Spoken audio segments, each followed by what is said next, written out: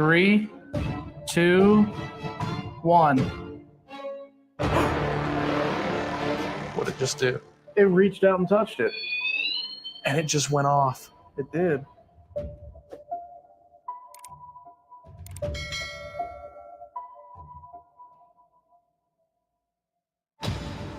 Dave, we are in Atchison, Kansas, about to investigate what is said to be America's most haunted and evil house, the Sally House. Yes, we are. This is supposedly one of the most dark places in the world. Supposedly there was a girl that died from a botched surgery, but at some point they say that occult rituals were held in the basement, and that invited in a dark entity that attacks people that try and investigate and enter this house.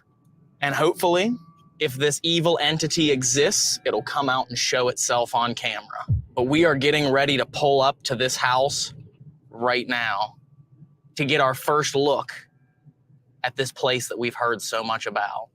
Yep, there it is. There it is. Oh, wow. A bit unassuming from the outside with all the stories, but...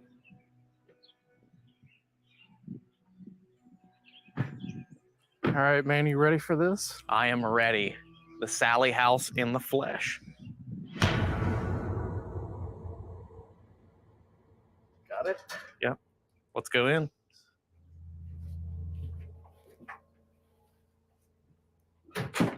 Wow.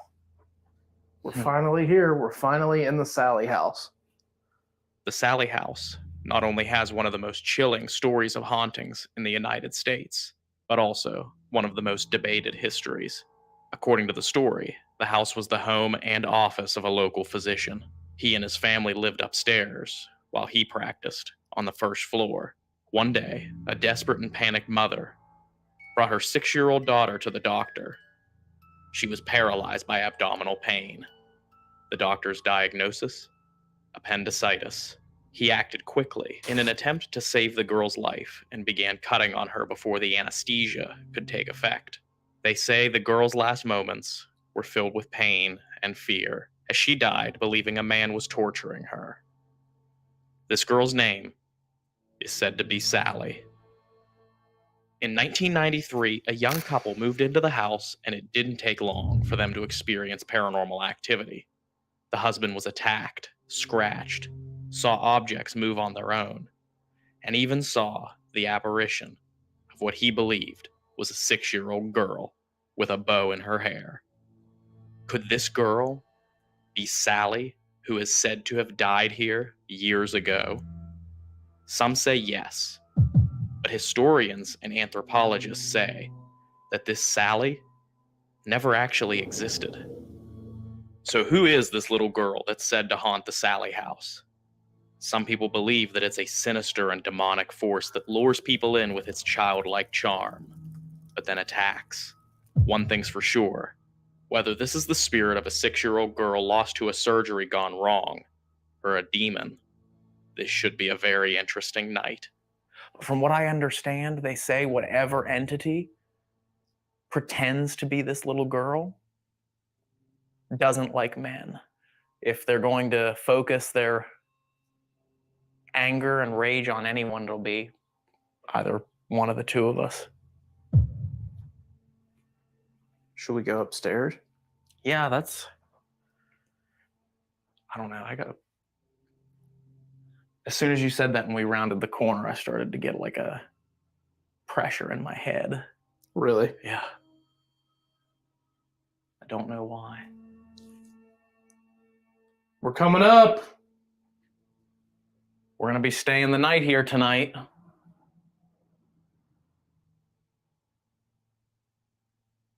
We want to see your house.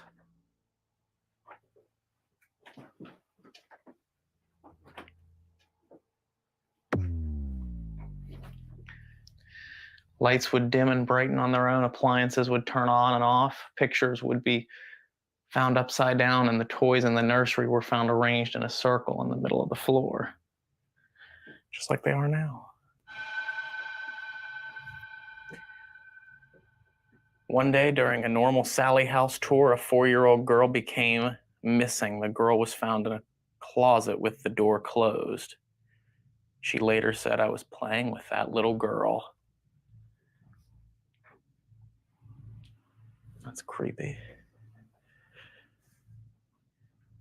It sounds like it doesn't take people much time in this house before they start experiencing unexplained things. If someone was on a tour and a girl was led up here into this closet and was playing with a little girl, possibly Sally, that's weird. It seems like almost every room except for that back one has some sort of information or something about something that has happened in here. And to me, this second floor has a different energy than the first floor. When we walked into the first floor, I didn't feel as apprehensive as I do up here. Up here, it feels very strange.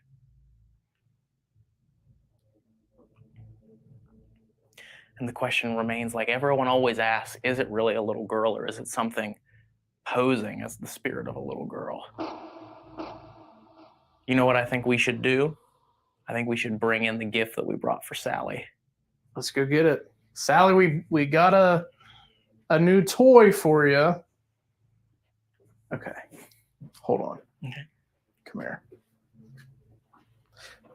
Before I even move my hands, I want you to check my neck right here. Is there, I feel like Behind your ear? like right here. I feel a burning, You're definitely red. like right here. Hold on, let me focus this. Like right behind your ear right here is like really red, actually, right here. There's something right there. It's like a really bright red mark, Really? but it's getting darker as literally as we're looking at it.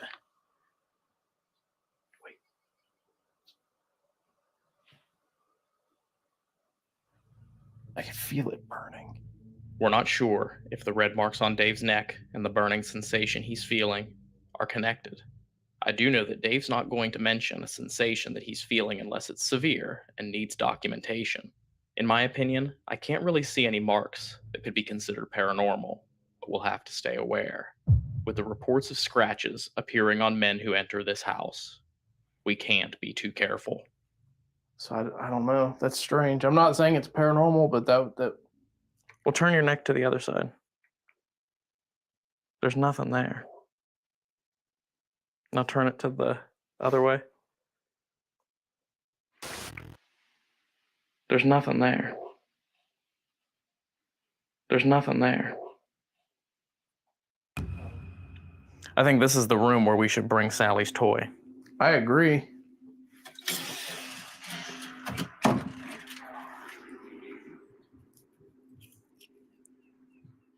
Sally, we're bringing you in a toy.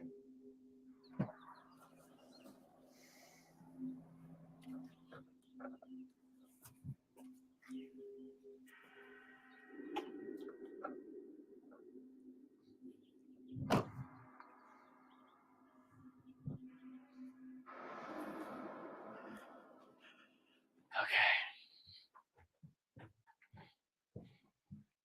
Sally, we brought you a nice new pretty doll.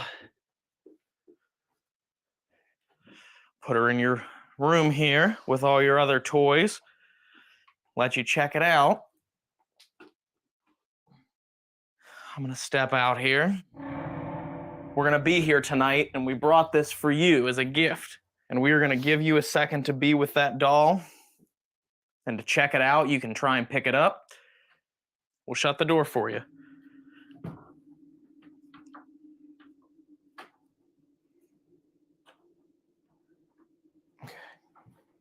We leave one of our cameras with the doll in case anything paranormal occurs while we're unpacking and setting up equipment. And just as we made it to the living room, we captured something chilling. Oh, man. What? Was that not your stomach? No. What was that? By cross-referencing our microphones, we can say with certainty this voice came from inside the house, and it came from the second floor. Listen to what it sounds like on our first floor microphone. Oh man. Oh man. What? Now the one in the nursery.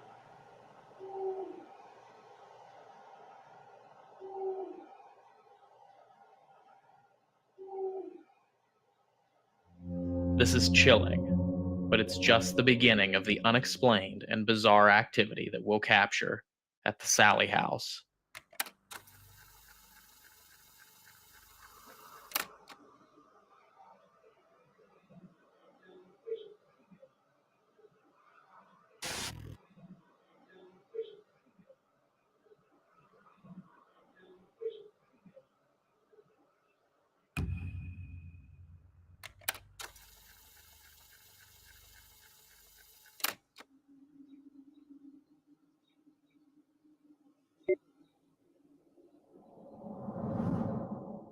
All right, everybody, we are just trying to get started here in the Sally house. We are thinking we're going to go places up in Sally's bedroom to kind of help charge the atmosphere. Maybe it will set things even crazier in this already demonic, crazy house. So let's go ahead and make our way up there. We've got the ghost tube running here, and we're going to see if anything comes through as we set this up.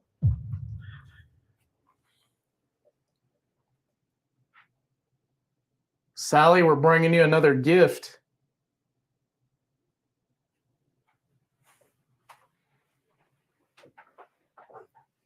We've plugged that plasma ball in on quite a few investigations now, and the one thing that we know is that when that plasma ball is plugged in, the activity is heightened.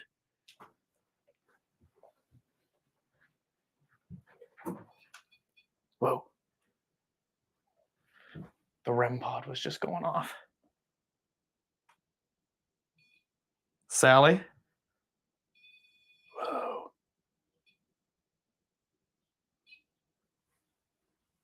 Sally, do you like that new doll we got you? Whoa.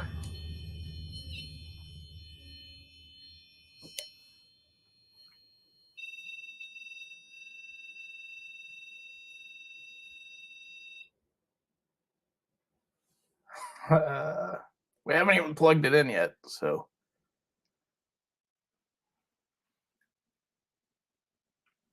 Sally, we would love if you would come and hang out with us later tonight. Listen. What'd it say? Listen. Okay, we'll listen.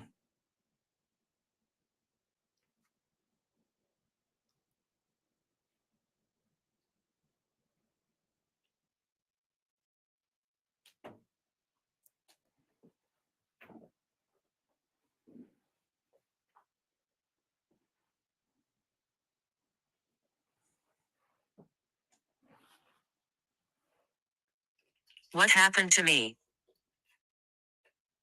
If this is Sally, as the story goes, your appendix broke.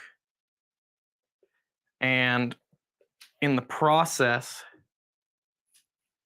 of trying to save you, you died.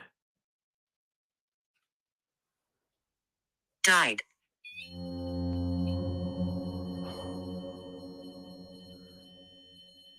Yeah, you did die. Which one of these dolls here in this circle is your favorite? Can you push the one that is your favorite over?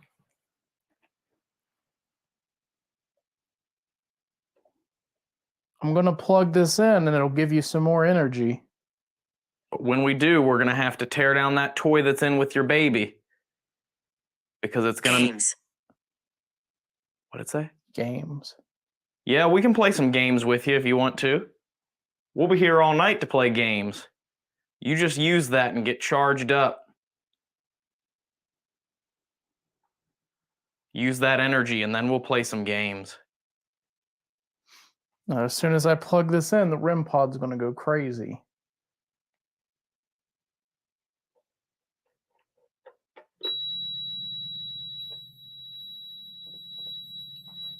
Shows you how much energy that's given off, guys. That beeping is coming from the REM pod. That's how much energy that thing gives off. Yeah. That was really weird, though. That was very weird. What happened to me, and I explained the story, and then it said died. Yeah. You died. Died. And as soon as it did, the REM pod went off.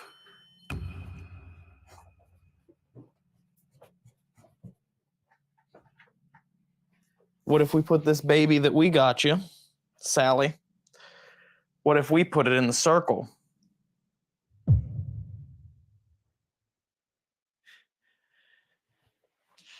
Okay. All right, we're going to close the door for you. Remember, when we come back up, we want to see which one was your favorite, so make sure to knock it over. That was very weird.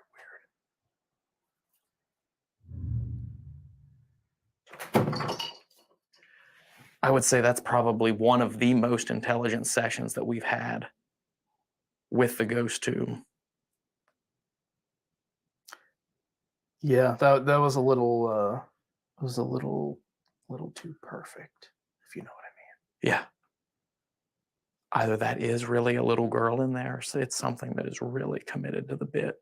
Yeah, that's what I'm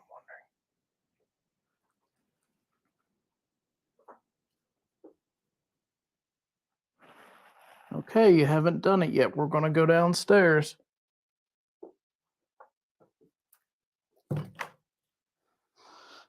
Okay, well, we have a few more shots and stuff that we need to get.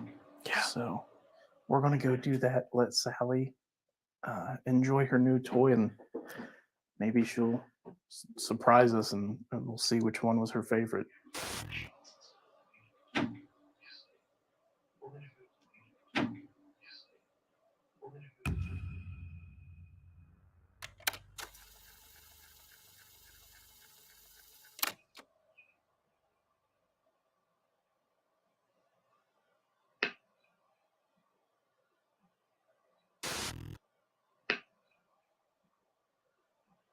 So listen to the movement.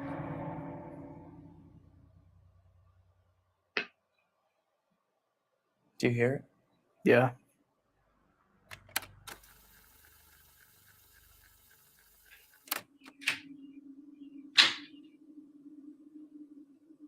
That's us coming back. I don't see anything that moved as far as the toys go, but did you hear the displacement of, like, it sounded like movement or something was moving something in the room? Yeah, man.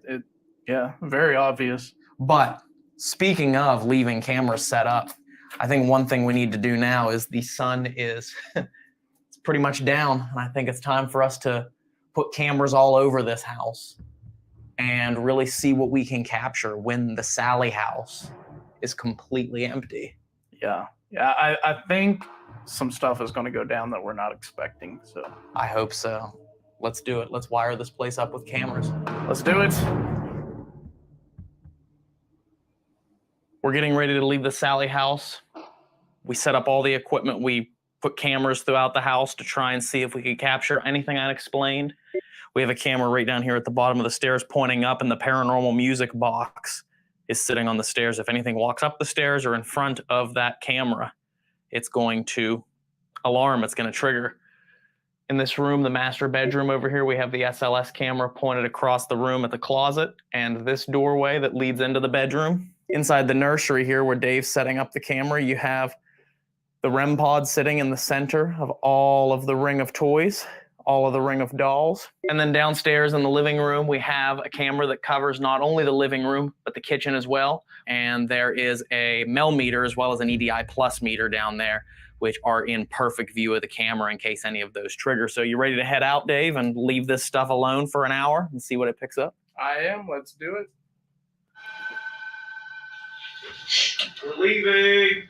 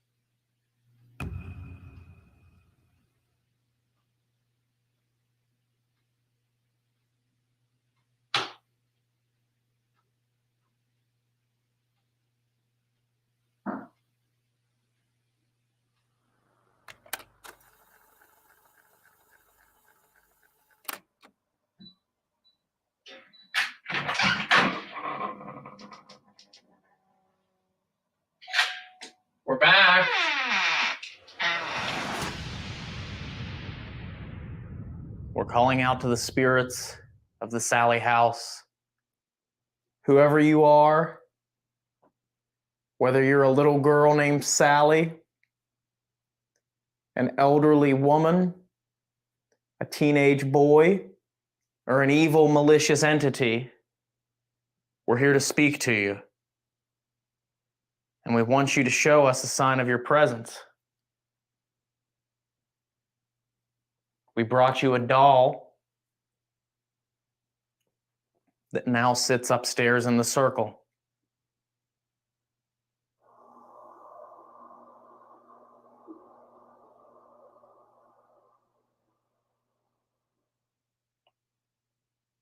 There's like static right here to my right side. I don't know what it is.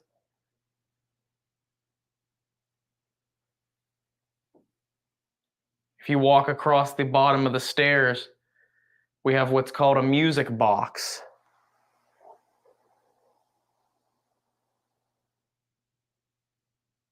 Is that you? What? Thought I heard movement behind you. We have what's called a music box.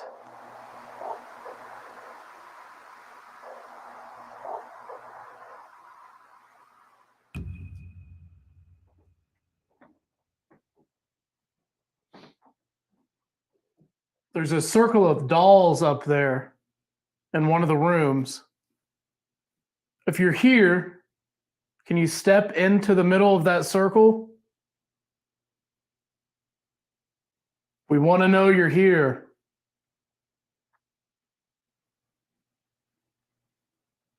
Come out and show yourself.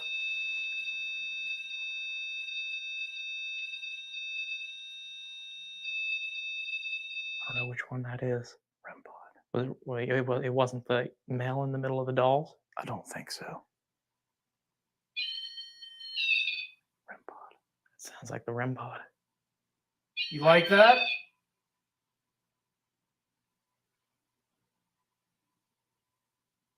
If you can do that, come down to the bottom of the stairs here and make this one go off.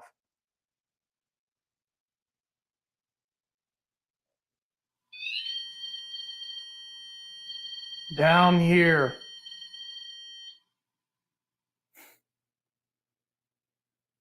As soon as you said that, it stopped. You can also let us hear your voice.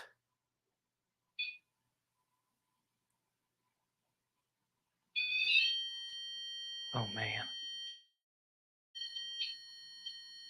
Man, my right arm is going numb. I don't know what it is. My right arm is numb right now. Really? Yeah. Are you standing right here to my right? Who are you? Are you right here beside me? Sally, is that you?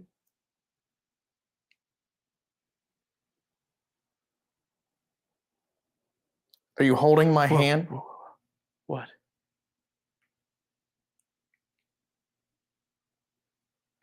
I just heard movement right here. Now that you're down here, can you set off that music?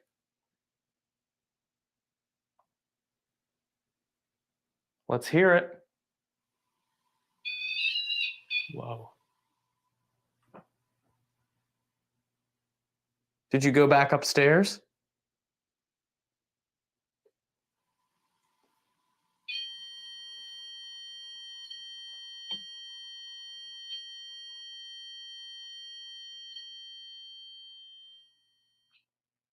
Do you want one of us to come upstairs alone? If you want one of us to come upstairs alone, set off that REM pod again. Set off those lights. Touch the lights. And I'll come up there by myself.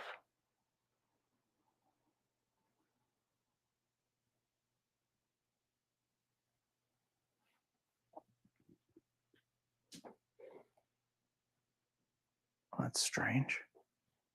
Guess not.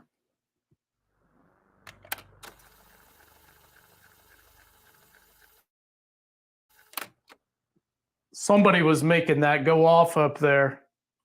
And we did set it up there for you, so could you do it again, please?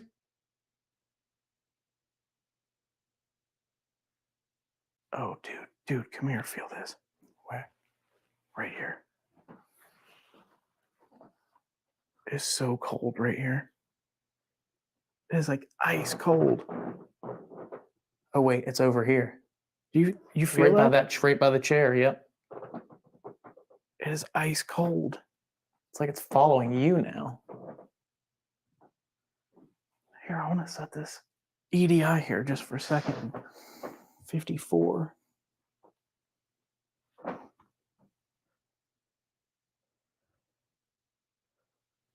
Were you just sitting there in that chair? If so, can you push that thing over that I just set there on the chair?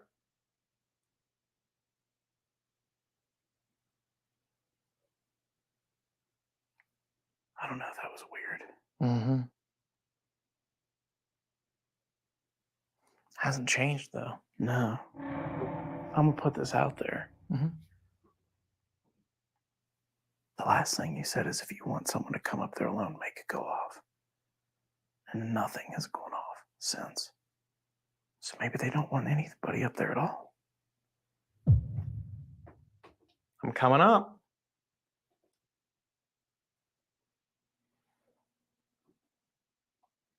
If you don't want me to come up there, you better set off one of those lights.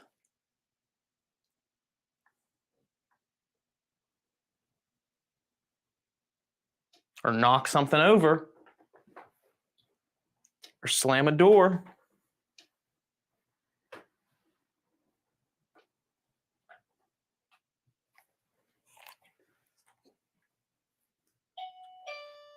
It's me. Okay. Shutting motion sensor off. Okay, so Ryan is currently upstairs by himself. I'm downstairs here by myself. We've kind of split up for a minute. Where are you?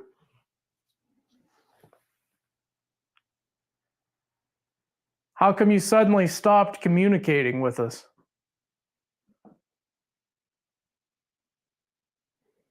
Huh? If anyone's trying to sneak up behind me, it's not going to work. I've got a sensor back there. I'll hear you coming. Come on, Sally, where are you? We even brought you a gift.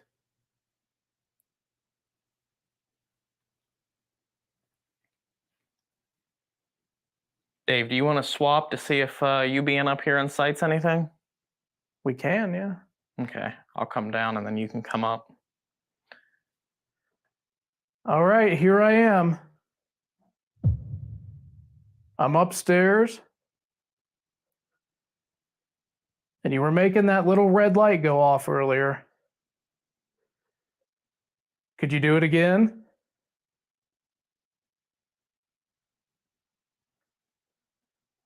Come on out now.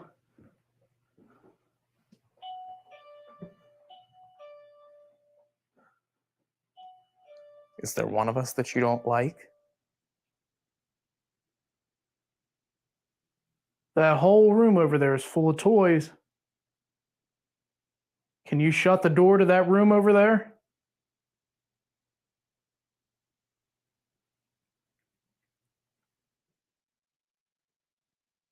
Everybody says that you're very active and do all kinds of crazy things in here. I'd like to see you to close that door over there.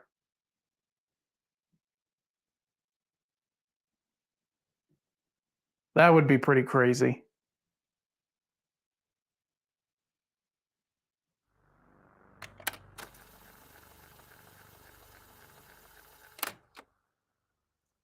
Sally, where are you?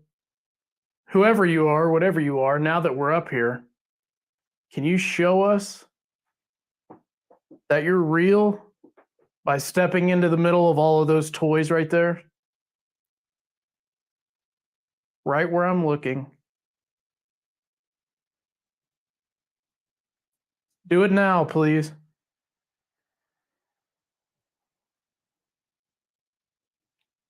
Or maybe you are actually just the spirit of a little girl. At this moment, our camera in the nursery picked up a creepy voice. It's faint, so we had to enhance the audio to make it more audible. See if you can hear it. Or maybe you are actually just the spirit of a little girl.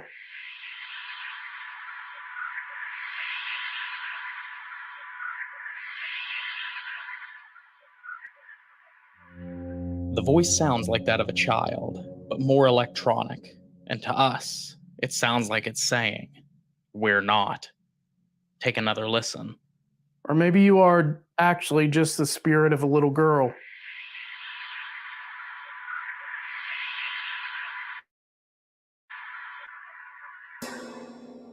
We've been told that people have felt like they had someone follow them home, that they felt like there was an entity here that threatened their family.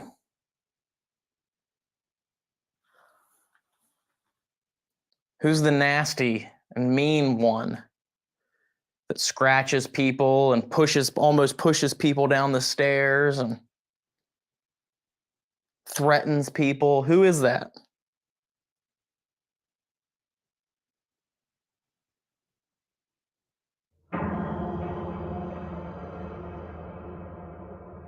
So we're upstairs in the master bedroom now. We're going to be doing an Estes Method spirit box session, and I'm going to be listening to the spirit box through these headphones while sitting in this closet, the same closet where a little girl that was visiting, taking a tour of the Sally house, actually was found after being missing from her family for a considerable amount of time. She was found in this closet, said that she was talking to or playing with a little girl that no one else could see. This could be the spirit of Sally that everyone talks about. So I'm going to try and go in here and focus on listening to the spirit box. Dave is going to ask the questions. Whatever I hear, I'm going to say out loud, and it will be recorded for everyone to hear as it comes through the spirit box. So we'll see how this goes. All right. All right, I'm sweeping. Okay. Ryan, can you hear me? Hey, Ryan. Okay. All right. I didn't hear this voice because I was distracted as I adjusted the headphone cable. But almost immediately after turning on the spirit box, a voice came through and said, "Help me."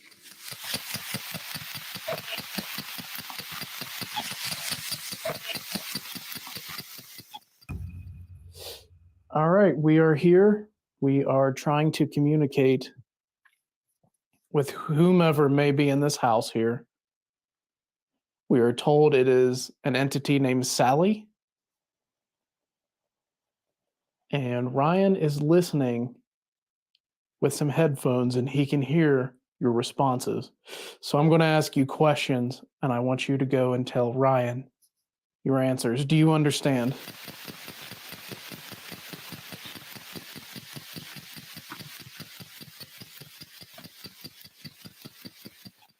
Is your name Sally?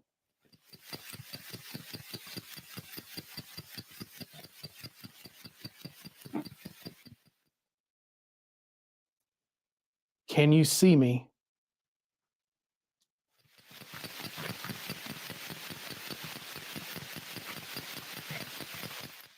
Are you just the spirit of a little girl?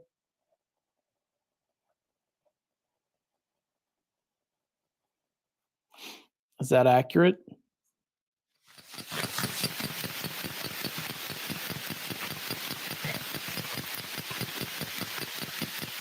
Come on now. We want to talk to you.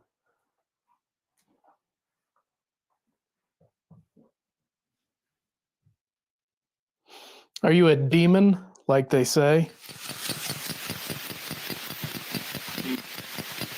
Steve? We record the spirit box during these Estes sessions not only so you can hear it, but also so we can review and correct ourselves when we mishear a voice. And upon review, I don't think this man says Steve at all. I think he says, indeed. Are you a demon, like they say?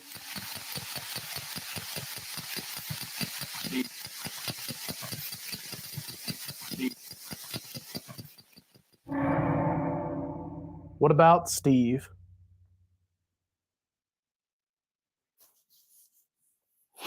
He's not here tonight. So again, I'm asking, can you please tell me your name?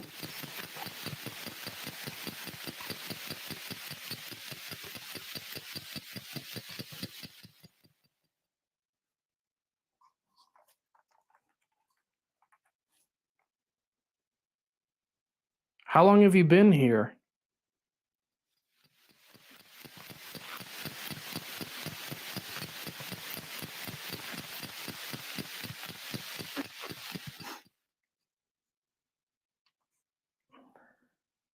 You can walk right in there and talk to Ryan. I'm asking questions. I'd like you to answer to him so we can hear you.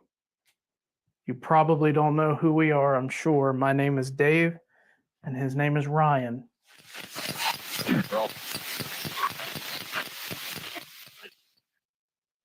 Are you trapped here? Please run. Please run. Why would I run?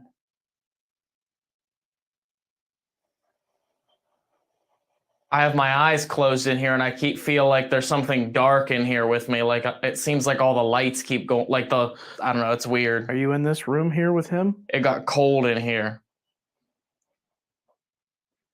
Are you in the room with him? Help me.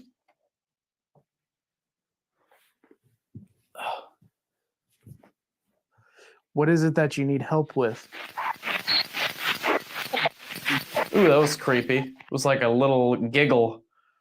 We heard that the doctor accidentally hurt a little girl named Sally in here. I feel like I'm on a boat, like I'm rocking. Yes, me too.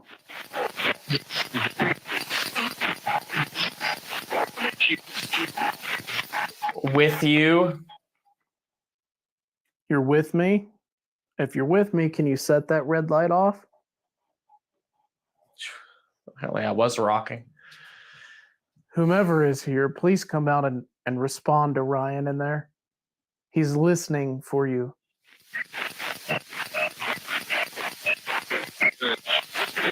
Bitch. Did you kill somebody in here?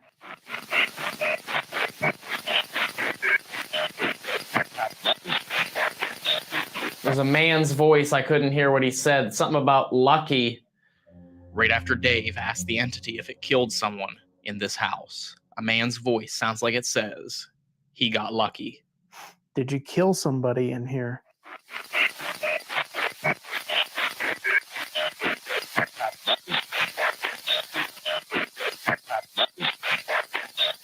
There's a man's voice. I couldn't hear what he said. Something about lucky. Who got lucky? Who did this person or entity try and kill? Is it talking about the former owner who was repeatedly attacked inside the house? Could this unexplainable force want to kill? Look out. Whispery man's voice. We've been in here for several hours, and we're going to be here for several more hours. So we really do want you to come out and talk.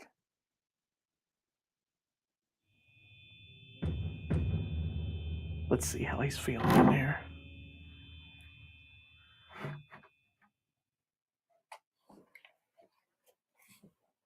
How's it going? At one point, it was weird. I was like sitting here with my eyes closed, and I'm like, I feel like I'm on a boat, like I'm rocking back and forth. Yeah, I also felt like that out there. And then I opened my eyes and I looked at the camera, and I was literally rocking back and forth like this.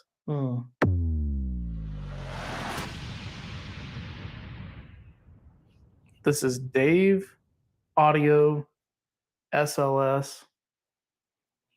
Oh, wow. Holy What?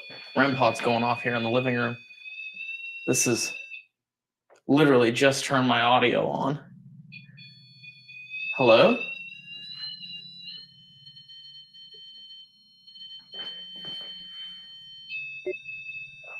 What is that? Are you over there by the REM pod?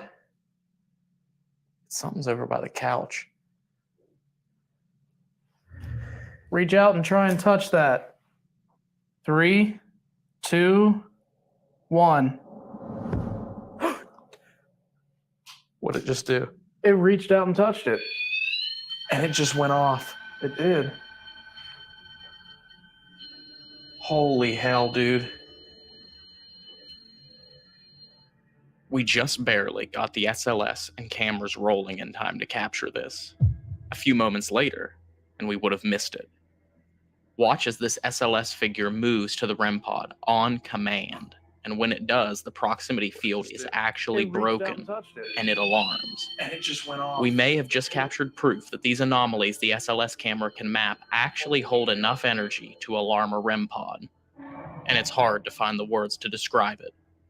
The footage speaks for itself. What do you think? Did we just capture Sally or another entity touching our REM pod with the SLS camera? Or is this just a random coincidence? Let us know in the comments. Holy hell, dude. We're getting ready to come down.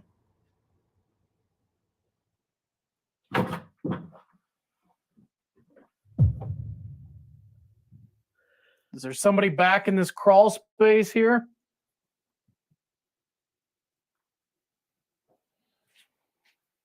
Am I gonna hit my head or anything? Don't move to your right.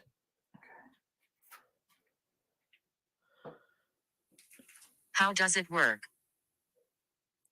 You can just appear right in front of me here like a camera. That's all this is. Just taking your picture. Where are you? Can you tell us if there's an entity that likes to intimidate, scare, and hurt people in this house?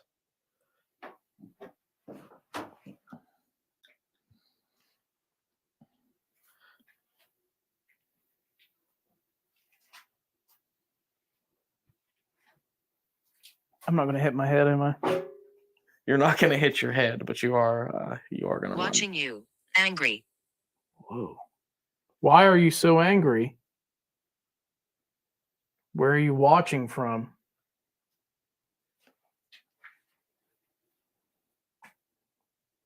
Are you back in that crawl space?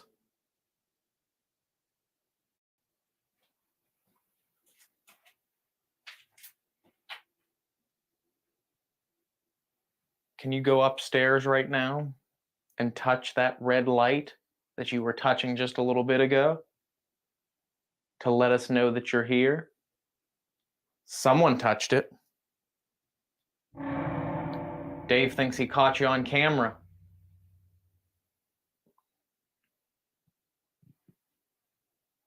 Is it true that that there was some sort of rituals performed down here, or was that just a legend, a story?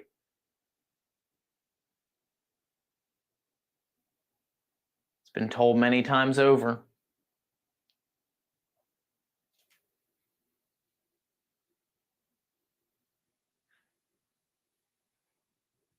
So far, nothing on the SLS.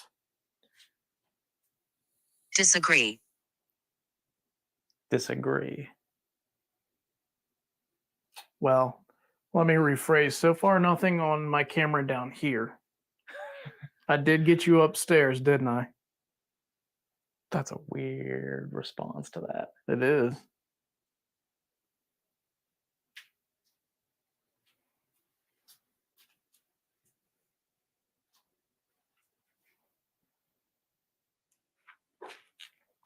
Buried. Scratch. buried scratch. Really? It just said buried scratch. Are you buried back under that part of the house that nobody can get to? Man, What? my head is like killing me all of a sudden. You think it's an energy thing? I don't know. Are you making my head hurt? Whoa, something just mapped there.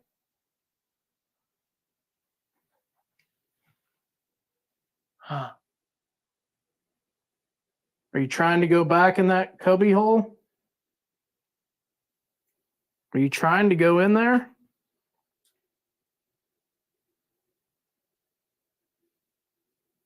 I'm going. I'm going. Dude. You asked if it's trying to go in there and it said I'm going. I know. Did it disappear? It just disappeared. Wow. That was phenomenal. That's the second time today that it has intelligently answered us through the ghost tube. Yes. The other one was when I told Sally, as the story goes, how she died. And then it said died. Yes. You died. Died.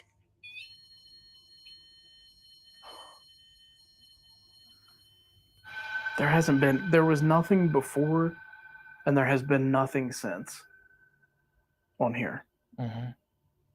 Yeah, and you've been sweeping this whole room so much Yeah. for like 20 minutes. With our time here in the Sally house winding down, we decided to make one last attempt at communication here in the basement.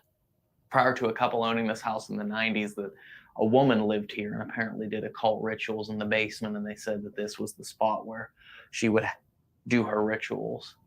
Using the mini portal, we spent 35 more minutes trying to get confirmation of any evil or demonic entities in this house. Is there someone that haunts this house that people are afraid of, that likes to follow people home, that likes to scratch people and push people? But unfortunately, no intelligent responses came through during this whole session. But just like that, our time here in the Sally house is over, and we have to pack up our gear and hit the road. But as we're going, we know that it's important to leave one thing behind. The doll that we brought for Sally will stay here for as long as time will allow. And if you ever find yourself on a tour or an investigation here, you just might see her right where we left her, in her stroller, in the nursery. Be sure to tell her and Sally that PQ says hi.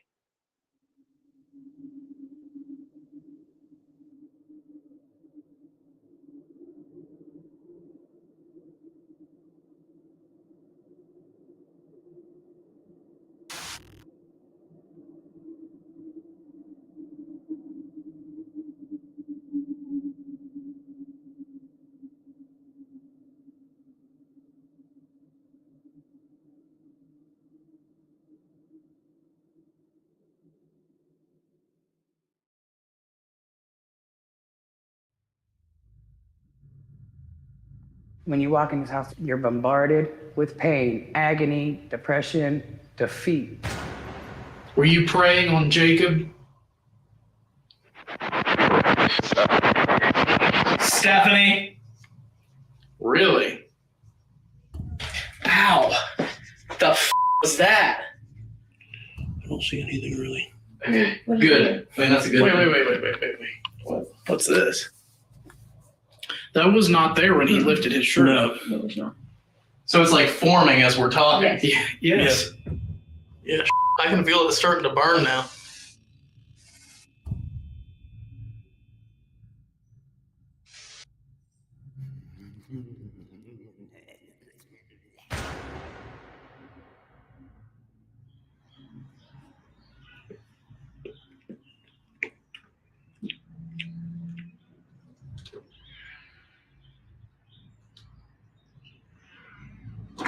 A friend of mine named Jeanette, she called me and said, I have somebody here that I think you need to talk to.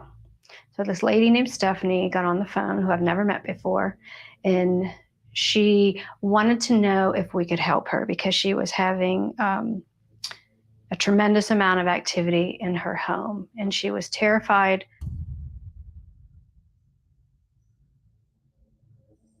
Tell me a little bit about what you've been experiencing inside the house. Okay, you see people, things happen, dishes move, they move things around here. You hear them. They make you inside of your head, they make you know what's going on. You know what I mean? Like, so the creature man is left with my ex-boyfriend. The creature man, for some reason, attached himself to him. He went crazy. My brother became suicidal in here just last night. He's only been here 2 months. Happy kid. He's overwhelmed with depression. There's a lot of sadness in here. Everybody's sad. There's a lot of depression in here. What exactly do you think is causing the activity in here? Do you have any idea? Have you seen anything that leads you to believe what might be happening? I've seen a lot of things. So it's hard to distinguish sometimes what's real and what's not, because they make you see things. They make you hear things. They tell you things inside of your head where you're talking to yourself, and you'll find yourself, you'll answer out loud to their questions. When exactly did you notice that stuff started to happen? The first week I moved in here, April the 1st of 2020. The first week I was here, I seen the man in the basement with the boots. The man in the basement he has a long beard, and he was just all black with these. All I noticed was these boots, super huge boots, like old time boots. He caught me out of my peripheral vision, and I seen him, and he was just gone. The lady that's in here, she will be in this room. The kitchen is her area. If she don't like who's in the kitchen, pans are moving, plates are moving, things break. So you've had things actually fly around? Absolutely. The cast iron pan in the drain tray fell off, nicked the wall, went straight down. In the kitchen over there? In the kitchen. And have you ever felt like when stuff flies around that it's actually flying at you? Yes. Like something actually is throwing it at you? Mm-hmm. So you think whoever is here might be angry with you, the fact that you're living here? I think they're angry with anybody who's here. Nobody's been able to live here longer than a year without something tragic or drastic happening, like going insane. And the man that used to live here beat his woman almost to death.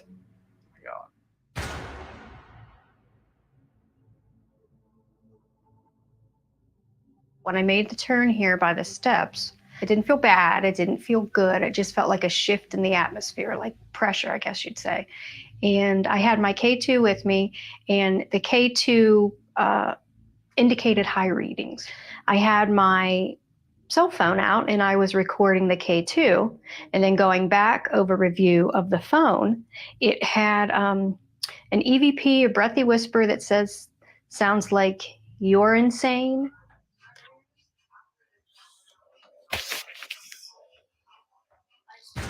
There was a little boy at the top of the steps laying upside down, and he had a book above his head, and he was reading.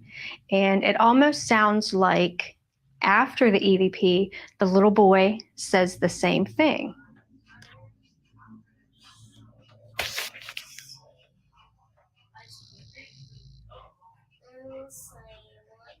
Sounds like he says the word insane.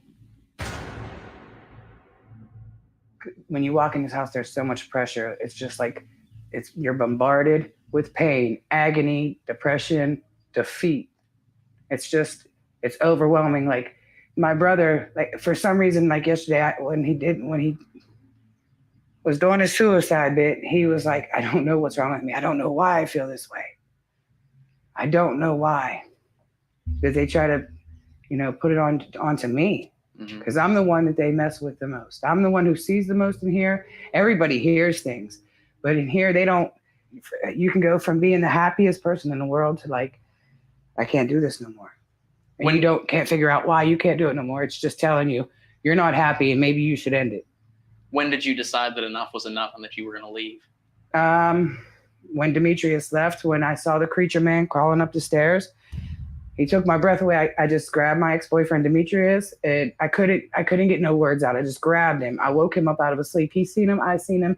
He looked back at us, the guy on the steps, and just was gone. Describe him to me. How was he crawling? He looked like a wet log.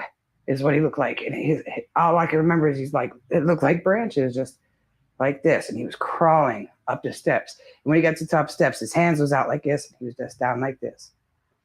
That doesn't sound like it is anything human. I mean, it didn't look It human. wasn't. No, no, it wasn't human. And it's so crazy because he was black, but you could see the eyes, the white of the eyes.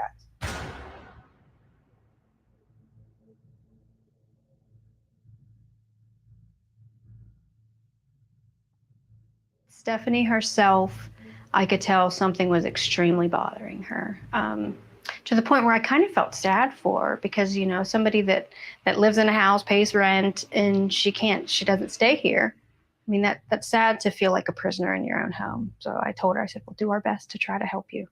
You talked about not just being sad and depressive, but also you feel like it makes you angry. All the time. Makes people angry. All the time. And that people have fights. There's constant fights. There's constant chaos. And now we can't have a family gathering without somebody losing their temper. And people that wouldn't normally be like that. No, not at all. Not at all. Where do you feel the most unsafe? In the basement. In the basement. In the basement, in the room right here, the pool, where this pool table thing is at.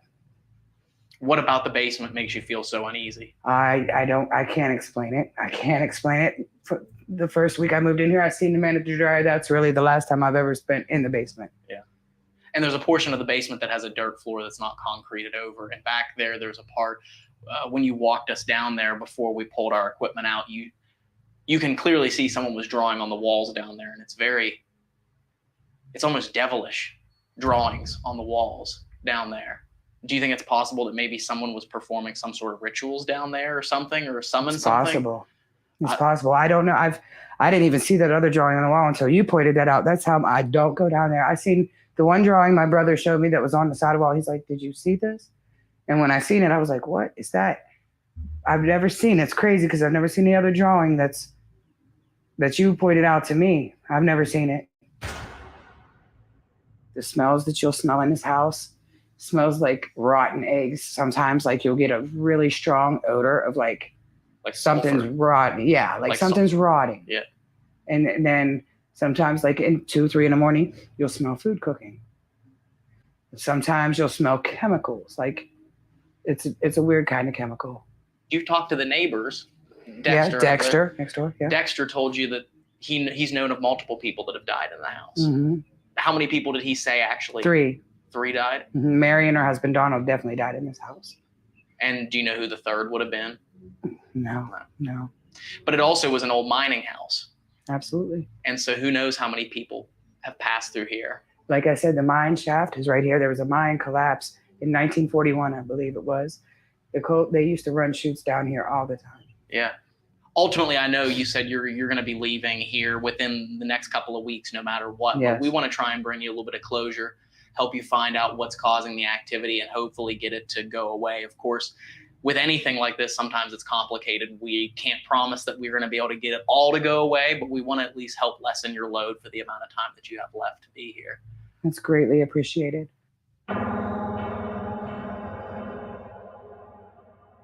Okay, so we're here at a private residence in Etnaville, Ohio, just outside of Martins Ferry. And it's myself, Ryan, and we've got Pam right over here. Jason, unfortunately, can't make it tonight. He has to work, and Steve is on his way up after he closes the museum. So what we're going to do is we're going to walk around and try and get a baseline for EMF within the house, because there's a lot of high emotions and stuff that are going on in this house, and we just want to see if maybe high EMF could be causing that to start with before we go any further into this. Yeah, and like Pam stated in her interview when we talked to her, like you said, you know, when you came in here, you had EMF detector, you had a K2 meter on the stairs, you had a K2 meter up in the bedroom, and you did get some high EMF in some of the bedrooms. Yes, I did. So we want to check that and make sure that it's not the electrical magnetic frequencies messing with their brain waves, causing them to hallucinate. So, which is an occurrence that does happen. It happens quite a bit. So it can get to the point where it'll drive you insane. Yep. But just to start out, we're sitting here at a 0.0. Yeah. Good deal. You guys want to start in the basement? Yeah, let's start in the basement and then work our way up. Okay.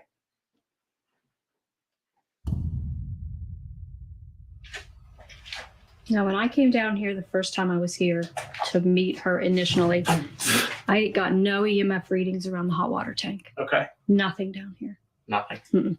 I'm gonna walk over to the panel box here and see what kind of a reading this gives. Now that I did not go near. 8.1, 7. And that's outside the box, but that's the closest to the source where the electricity enters the house. 18. 18. There you go. 2.0. Okay. So So back up. But once you're standing right there, what do you get? it's readjusting to a 0. To a 0 out here. Okay, so which is what it should be. Which that makes sense. So we'll walk back in here, and when we came down earlier, we noticed that there's an old filled-in well, but you never know, that could play into some of this. Yeah, and that's right down here on the floor, underneath the furnace. And the other thing that bothers her is that back there behind Dave. The painting, yeah. She is really bothered by, and actually after I sat down and interviewed Stephanie, we came back down here again without any cameras just to talk privately. And she actually said that the eyes of that painting remind her of the eyes of of that figure that was crawling up the stairs at her. Well, strangely enough, when I came over here, it bumped up to a 0.3, and then it evened back out. Oh, that's weird. So you got an EMF spike right there by that painting. Right by its face. There, I think. That was strange. Then over here behind Pam, there's another one.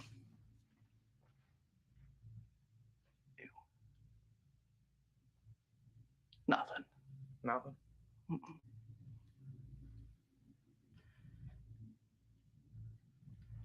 Well, I mean, that's a pretty flat reading for the basement, other than the panel box where it should have been.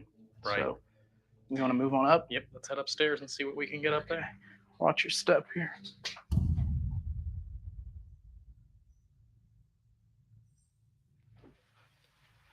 So this would be right around where that panel box is down there. Did you hear And that? we're getting nothing. Did you hear that Yeah, what was that? in the basement? It was in the basement? Now, what's really strange, and Stephanie told us this after the fact, is she said that all this stuff that's sitting down here at the bottom of the stairs belongs to the people that lived here before her, which is the gentleman that ended up beating his girlfriend severely, putting her in the hospital. And then what we didn't know is he ended up committing suicide. And all of this stuff at the bottom of the stairs still belongs to them and is still here in the house. So their energy could still be here. Maybe that's the guy who she picks up on in here.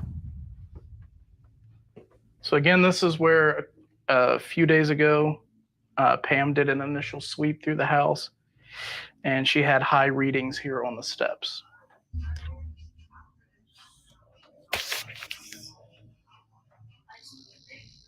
Right now, there's nothing. So that's a good indicator that Pam was having something happen when she was here. I'm at a 0.5, 0.3, 0.5, 5.2.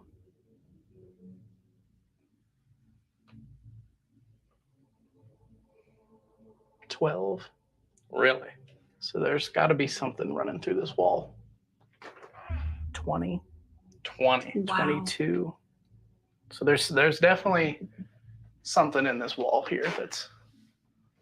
They were in the bedroom when they saw the man crawling up, and high EMF like that, they believe, can sometimes feed spirits as well. Right. Is that higher than the breaker box downstairs? Yeah. It was. Mm-hmm. You want to start in the front bedroom? Let's start. Yeah, this is her bedroom.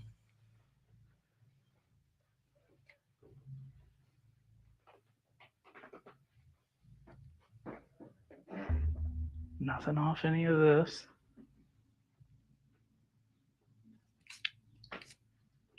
Pretty average. Felt like there was something crawling on my face there, Really? or something touching my face.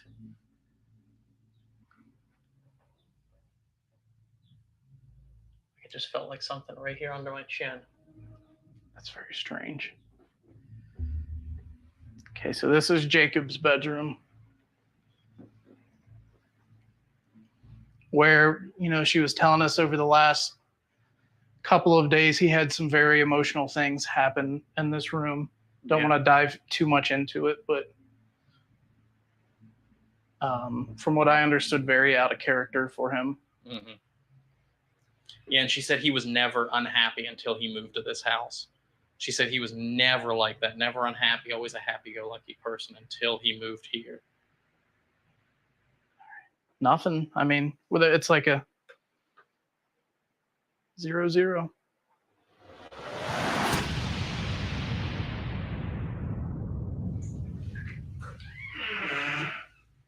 Got everything you need? My wallet's in the car.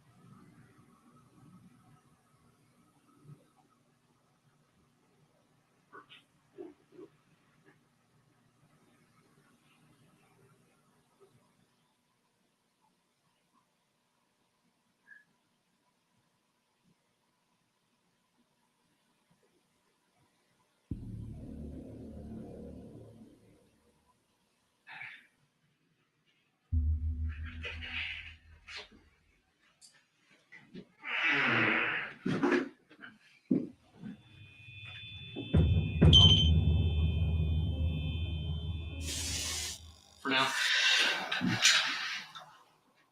What's it mean?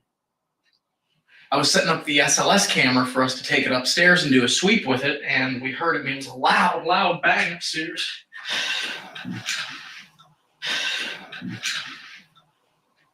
What's it mean?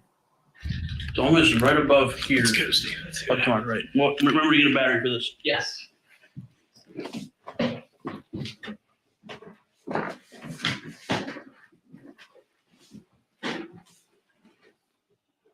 Who's up here making noise?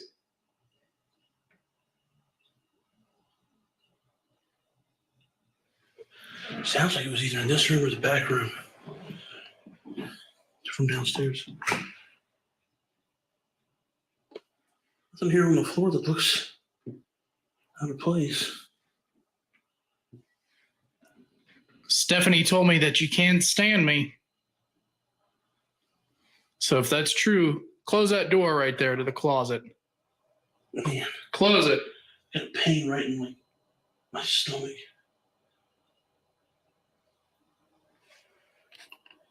You all right? Yeah, that hurt.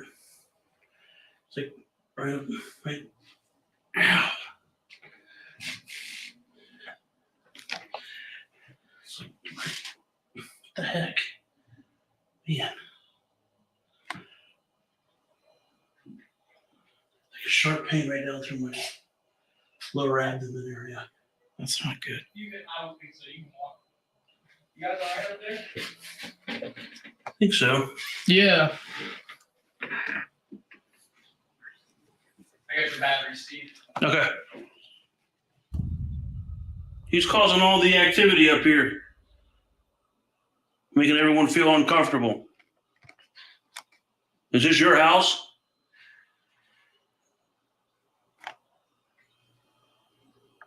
You say someone likes to crawl up the steps?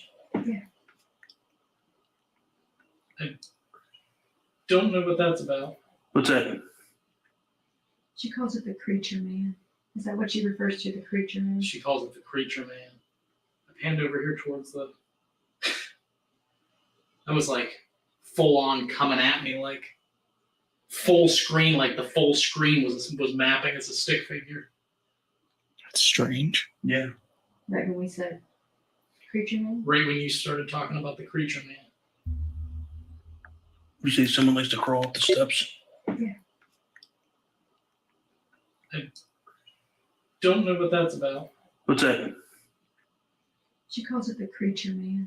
Is that what she refers to, the creature man? She calls it the creature man. Well, she said it was giant, had long hands and fingers. I've got pins and needles right now.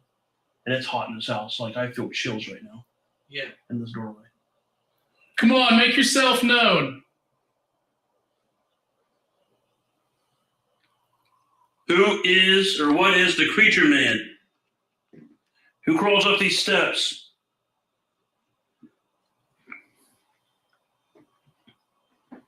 Is it different when you have people that want you to do it rather than people who are afraid of you?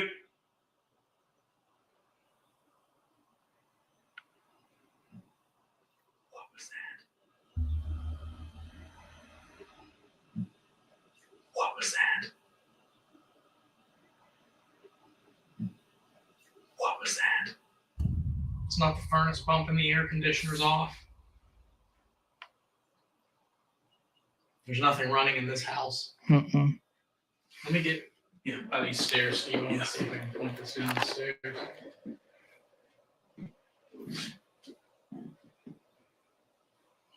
All right, we're standing at the top now.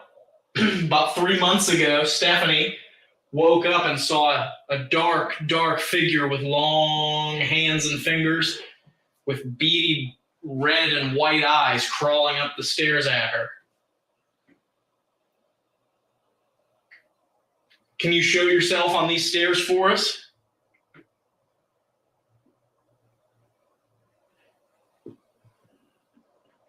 How about I lay in bed and recreate her laying in bed? Yeah, you can do that.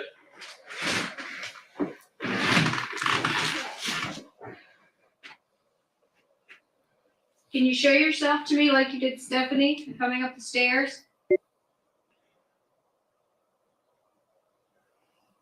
Whoa. You got something? Something mapped right down here on the stairs. Come on, get up here. Well, that was weird. I got chills because I did not move the camera at all, and that figure just popped up there. Can you show yourself to me like you did Stephanie coming up the stairs? Whoa. I thought I saw you right there on the stairs.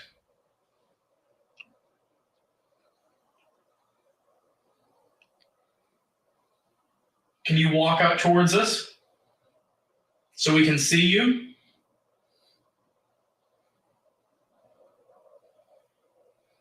Come and show yourself to Pam like you did Stephanie. What was that? Did you hear that? Yeah. That was you guys. on the stairs right in front of me. So I heard out of my left ear. That was creepy. That wasn't you guys? No. No, it was like a growl. Yes, I heard that. That wasn't you? No, it was No. on the stairs right in front of me. Come and show yourself to Pam like you did Stephanie. Come and show yourself to Pam like you did Stephanie. What was that? Did you hear that? Yeah. Ooh, that gave me chills. Yeah. Pins and needles do. That was weird. How much more can you do? I want to ask you or whoever it was just a little bit ago. Something caused very sharp pains in my lower abdomen area. Who did that?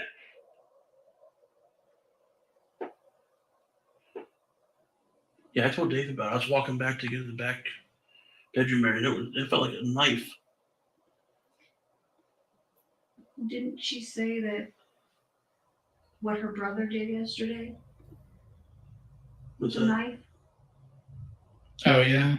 My brother, like for some reason, like yesterday, when he was doing his suicide bit, he was like, I don't know what's wrong with me. I don't know why I feel this way.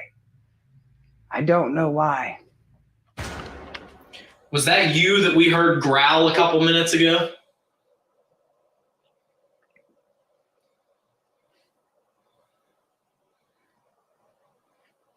Whoa. What you got? On the stairs. It just disappeared. Are you coming up towards us? Do you mean to do us harm? Do you mean to do Stephanie harm? Do you mean to do Jacob harm?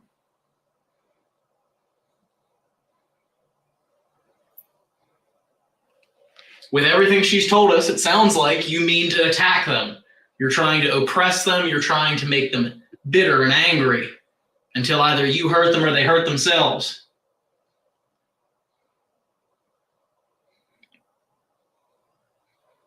It can't happen anymore.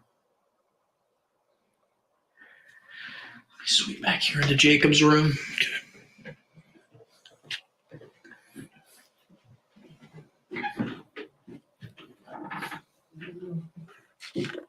What was that? What the hell was that?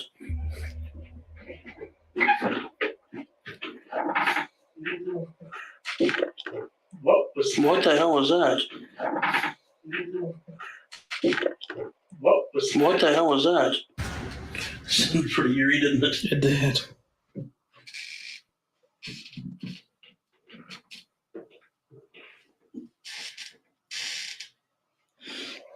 Way colder in this room. It is a little bit cooler, isn't it? Mm-hmm. Are you in here?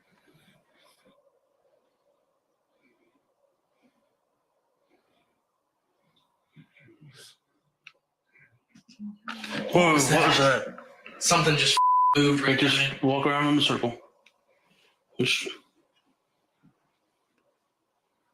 Can you step over that a little bit? Something on that mattress just moved. Yeah, yeah. Just wanted to make sure. Yep. Guys, Yeah.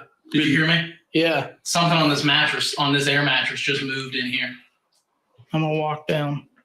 Steve's camera would have had to have picked up that Oh, it was sound. loud.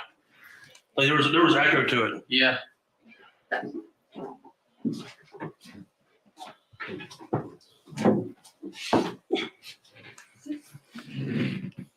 And the thing is, though, it's a lot of it's flat. It's got a lot of the air out of it, so it's not gonna. Yeah, and it's been flat for a while. Is somebody following me down the hall? You have a problem with Pam? It felt like somebody was, as I was walking down, like somebody was stepping behind me. And then we heard that noise. If you don't want us in this house, close the door to that bedroom and we'll leave.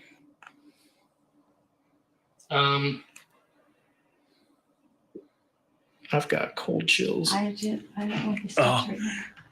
So bad. Somebody on the steps? Are you watching us? Disappeared.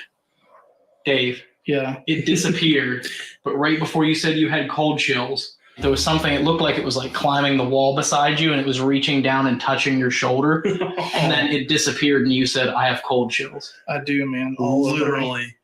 Your legs? All over. That was weird. What was going on with his bed? Well, when you guys were down there, I was standing right here. And yeah, there's a squeaky floorboard right here. And I was in the doorway. He was in the doorway. And there is a squeaky floorboard right here. But that's not at all what we heard. It sounded like something moved on the mattress here closer to the wall.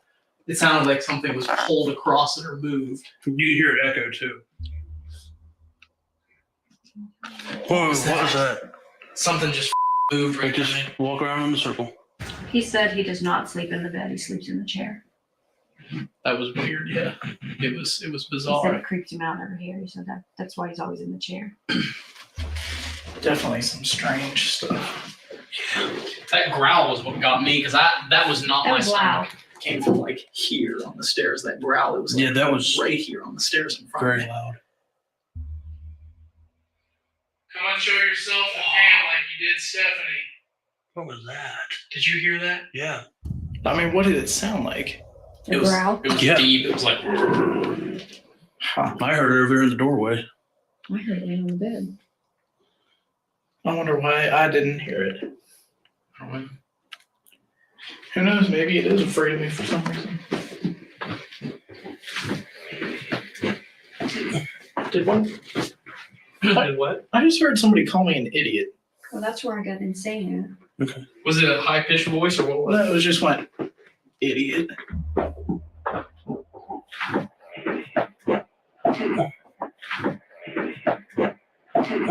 Did one? What? I just heard somebody call me an idiot. I'll have to listen back to that audio. Very bizarre. Yeah, I'm right here. Yeah, and if Two anything, cameras right here should have picked it up. something mapped in front of you, Dave, and then disappeared really quickly. Well, here. Pam, could you hold that for a sec? Absolutely. There's a handle on the side there. Just in case something.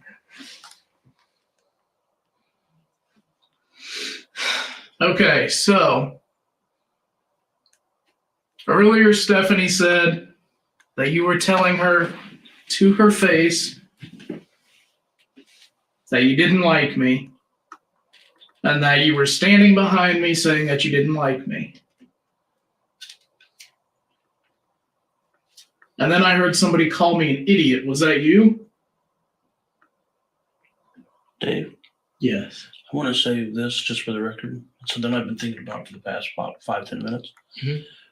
Whatever that doesn't like Dave, I really feel him doing a solo at some point tonight in here. Yeah. Whatever it is that doesn't like Dave might come out when it's only him. Yeah, it could be. You okay? Smelling like a foul odor. It's like I had chills. My legs. like that sulfur smell that you get. The smells that you'll smell in this house smells like rotten eggs. Sometimes like you'll get a really strong odor of like something's sulfur. rotten. Yeah, like something's rotting. Yeah. She literally told me, Dave, you weren't even in the room, but because when we filmed that interview, for 95% of it, it was just Stephanie and I. I was rolling on the cameras. They were on tripods. Dave was walking around the house taking pictures. He didn't hear that. She told me that on the interview, that she gets that a lot in here. She told me on the phone too. She gets sulfur smells. She gets foul smells in here. That's not good. Really? That's not good at all. All right, so I am now down in the basement by myself. The guys are upstairs getting ready to turn their cameras on. They're getting set, getting ready. We're going to try an experiment here. We always do the Estes method, which is where I'm going to listen to the spirit box through a set of headphones and then call out the answers to questions that are asked around me. But this time I'm going to be by myself down here in the basement while the guys are upstairs on the floor above asking the questions. So what I'll do when I hear a response, I'll yell it out to them so that they can hear me upstairs, hopefully hearing the answers to the questions that are being asked. And then at that point, I'm going to actually be recording the spirit box as it's coming into my headphones so that you all at home can hear what I'm hearing in the moment. So if I hear a voice and I call it out, you know I'm not lying. You know I heard it because it's going to be captured on the recorder for you all to hear. But hopefully we're going to be able to use this as a way to come in contact with some of the negative energies that I believe originate in this basement. So here they come. We're coming down to start recording. They're going to sync up the cameras for upstairs, and then we're going to get going.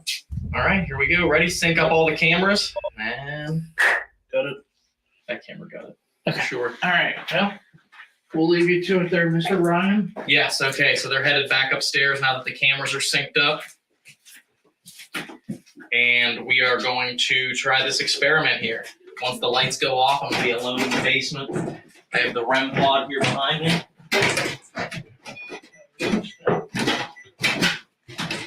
Of course, most of the time I'm going to have my eyes closed, so even I won't know when that goes off.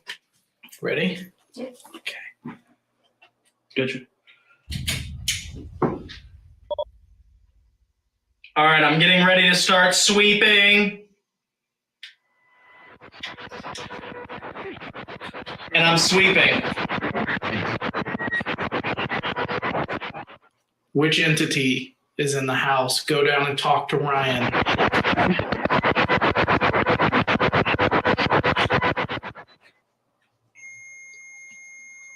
REM pod. Yeah. Tell Ryan. Did you hear that? What'd you hear? that? No, what'd you hear?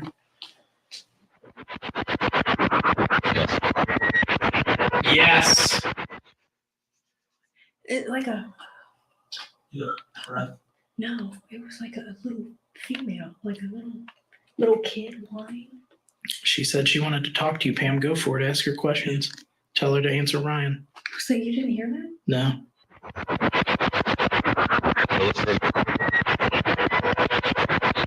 Closer. Are you wanting to talk to Pam? Pam's right over here.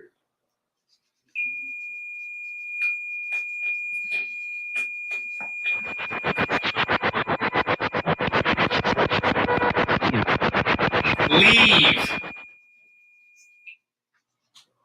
He's downstairs. Did he say please or leave? Leave.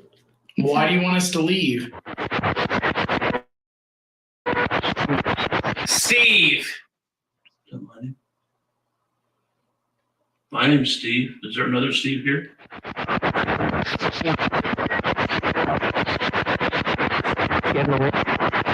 Get in the ring or something like that? What do you want with Steve? The ring where the well is. Yes. Do you know Steve? Can Steve help you?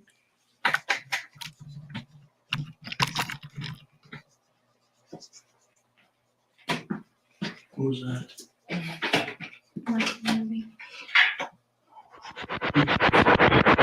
I'm hiding. Where are you hiding at?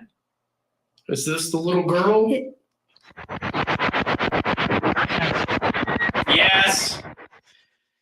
Are you the entity that screws with Stephanie? She says you speak to her. I've got like a splitting headache behind my eyes. Ever since I put my chair here, my head is throbbing. Can I do something? Can I sit on the floor? Yeah, if you want.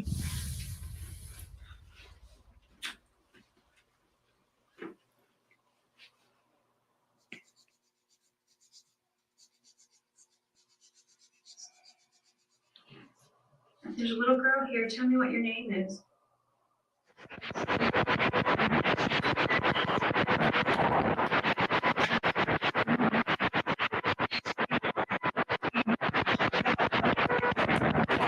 Stephanie said that you wanted to come talk to me. You had to tell me something.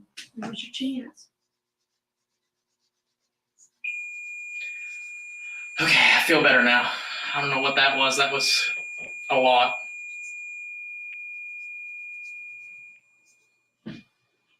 We won't hurt you. You should know that by now. To your right. I got cold chills, freezing cold on my right side right before he said that. Really? If you guys can hear me, I just wanted to make a note and say I am not alone down here. If you're down there with Ryan, Yes. Behind behind you. Tell him your name now.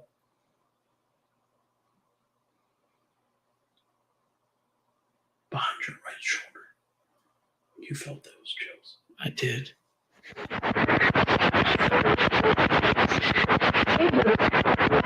Danger. Who's in danger? Dave. Get out. Why?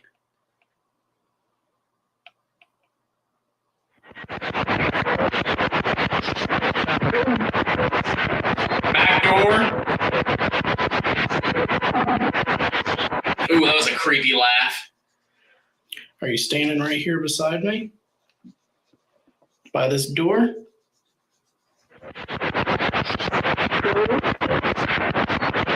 Door. What did he just say? Door. That's crazy. Knock on the door.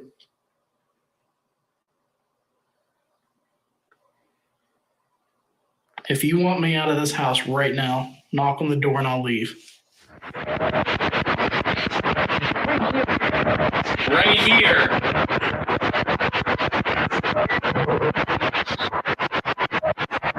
Another laugh. Another laugh. I thought I felt something touch my right arm. Is there one person in this house controlling all the other spirits? Please again.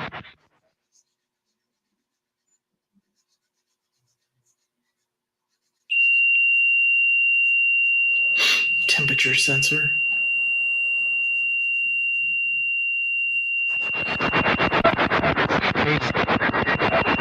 Dave. Get him out. What are you going to do about it? You going to do something about it? Actually, last time I heard, Dave said he kind of liked this place. He might be the next tenant moving in. Sure. Oh, we might all just move in. Dave, What's your name? leave. Please. Why? What did Dave do? Idiot. I told you I heard it. Yeah. That was weird. That's what Dave heard. That's what Dave heard on the stairs. Right. Who knows? Maybe it is afraid of me for some reason. Did what? What? I just heard somebody call me an idiot. Are you appearing to Stephanie as a little girl? That headache's coming back again. Oh, yeah. It's like, oh, I just got pins and needles behind me. Me too. All over me. You all right? Huh? What did he just say? You all right? Come No, on. I'm all right. Dave. Dave. I gotta get out of this circle. We're talking to the that's been terrorizing the people in this household. It's making my head throb.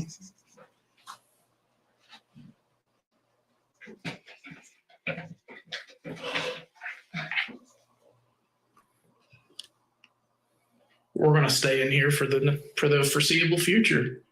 It's a nice house.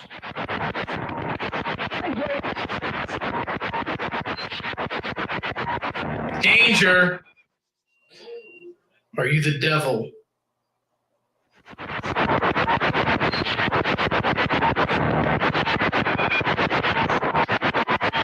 Sounded like a REM pod going off in the spirit box. In the name of Jesus Christ, I command you, what is your name? Who is that? Are you a demon? Answer. Answer him now. Yes.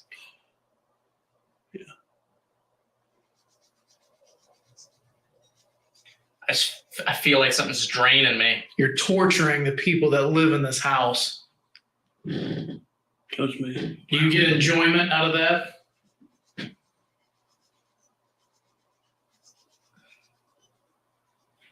Is that what you like? Were you preying on Jacob?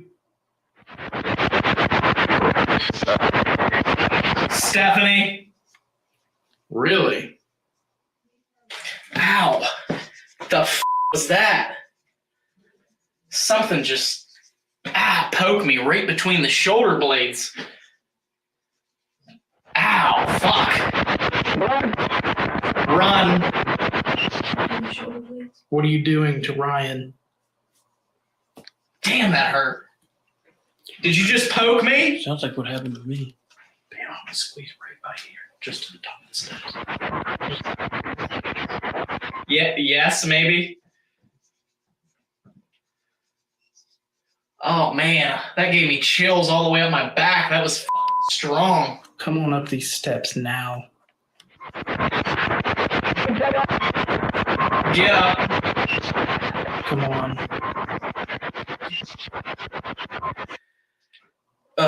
Guys, I gotta shut that off.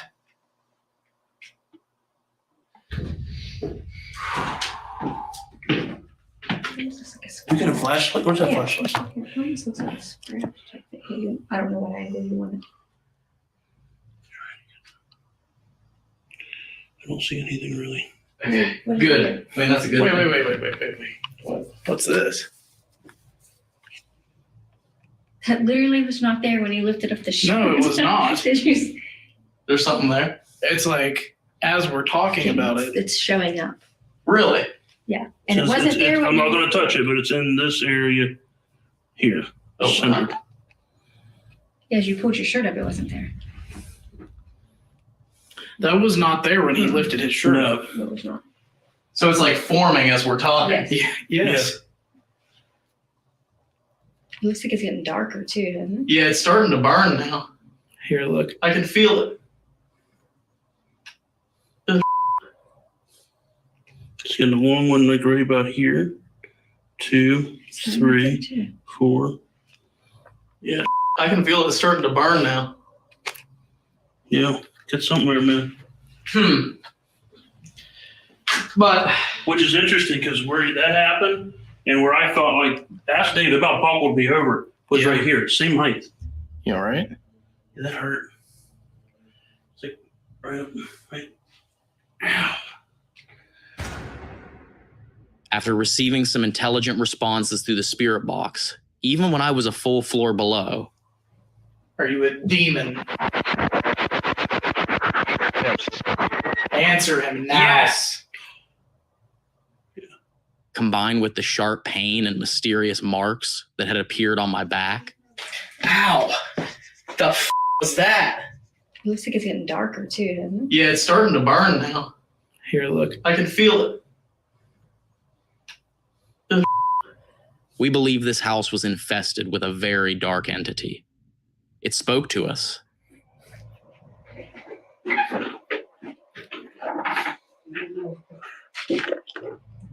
What the hell was that? It growled at us. Come on, show yourself in hand like you did Stephanie. What was that? Did you hear that? Yeah. It even tried to attack us. Oh man, that gave me chills all the way up my back. That was strong. Come on up these steps now. After all these experiences and all of the evidence that we captured, we knew this family had definitely been experiencing a traumatic haunting. Most startling of all, this entity seemed to be very intelligent. It listened to us and responded. Who knows? Maybe it is afraid of me for some reason.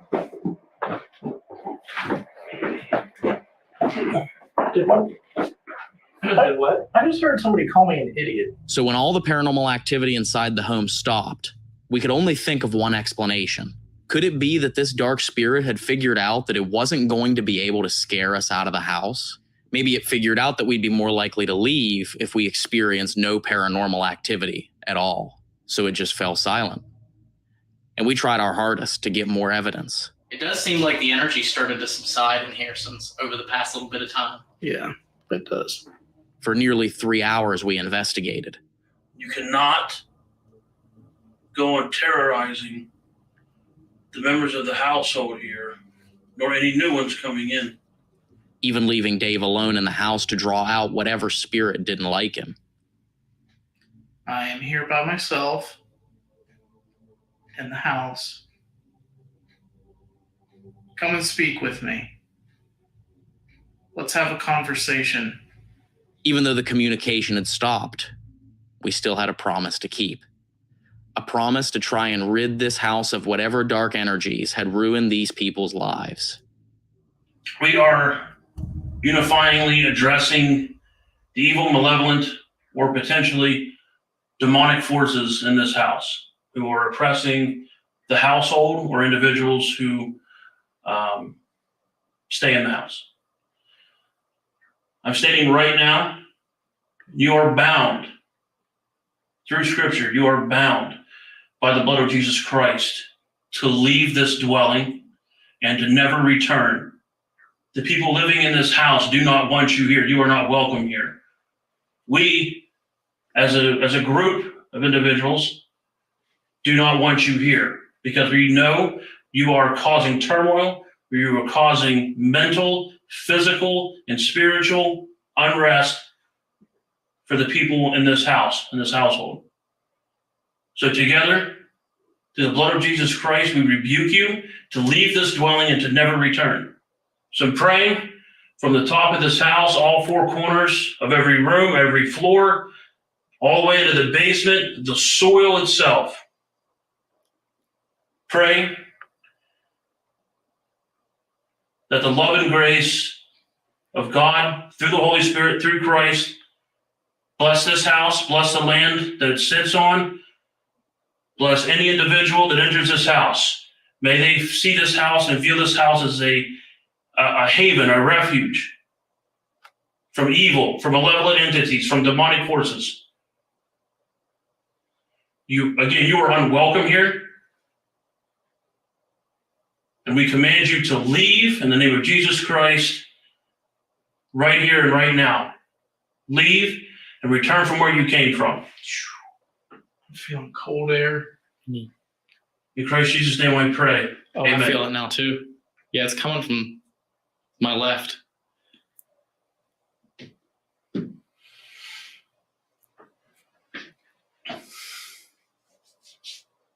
That was strange. It clearly states in the Bible, if two or more are gathered in my name, there you will find me. That he will hear your voice, hear your plea. With good intentions, what we have here, through a connection to God, through the Holy Spirit, we have here. Again, I state, any evil, malevolent, or demonic forces, or all of the above, if you are in this house, you are rebuked in the name of Jesus Christ. You are bound by his blood. We command you to leave and never come back. Go forth from which you came from and never return. You have no authority over us. You have no right to attach to us, follow us home, nor our family, nor any of our belongings. We rebuke you. Leave.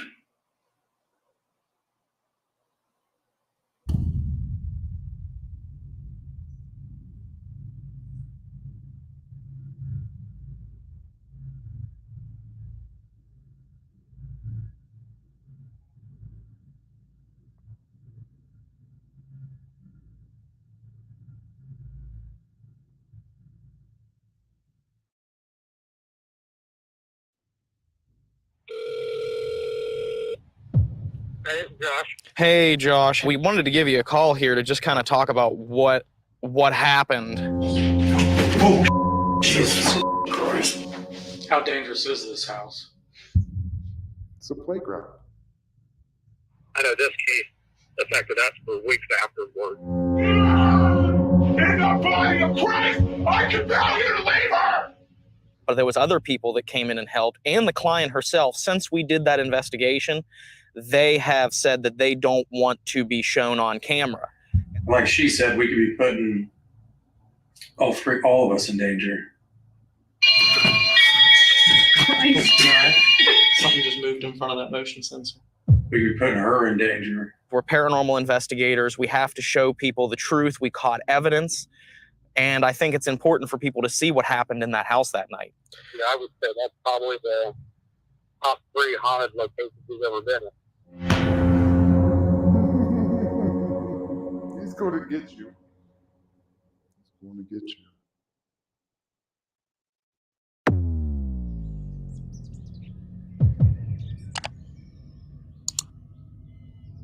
Dave, Pam, we are back in the house. One of our most intense cases that we have investigated, probably ever since we started investigating. Are you a demon? Answer him now. Yes. We found out on our first investigation that there was something evil tormenting her in this house. He looked like a wet log is what he looked like. And all I can remember is it looked like branches, just like this. And he was crawling up the steps. When he got to the top steps, his hands was out like this. He was just down like this. Something that drove her friends and her family to violence and anger. You're bombarded with pain, agony, depression, defeat. Secluded her in this house and made her feel insane. You can go from being the happiest person in the world to I can't do this no more. You can't figure out why you can't do it no more. It's just telling you you're not happy and maybe you should end it. We came in and we investigated, and Steve did a blessing. Any evil, malevolent, or demonic forces, or all of the above, if you are in this house, you are rebuked in the name of Jesus Christ. You are bound by his blood. We command you to leave and never come back. Go forth from which you came from and never return. But whatever was here is back, and it's back stronger. And we literally just got here. We haven't walked through the house yet. And we're going to walk through and we're going to go over what we captured on the first investigation. Wait until you get on these stairs. You can feel it. Yeah. Yeah. I mean, we had a lot of activity right on the stairwell last time. Yes.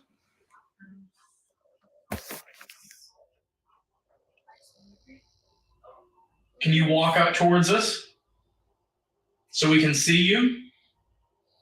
Come and show yourself to Pam like you did. What was that? Did you hear that? Yeah. That was you guys? on the stairs right in front of me. That wasn't you guys? No, it was like a growl. Yes, I heard that. That wasn't you? No, it was on the stairs right in front of me. Come and show yourself to Pam like you did. Come and show yourself to Pam like you did. What was that? Did you hear that? Yeah. Was that you that we heard growl a couple minutes ago? Whoa. What you got? On the stairs. It just disappeared. Did one? Did what? I just heard somebody call me an idiot.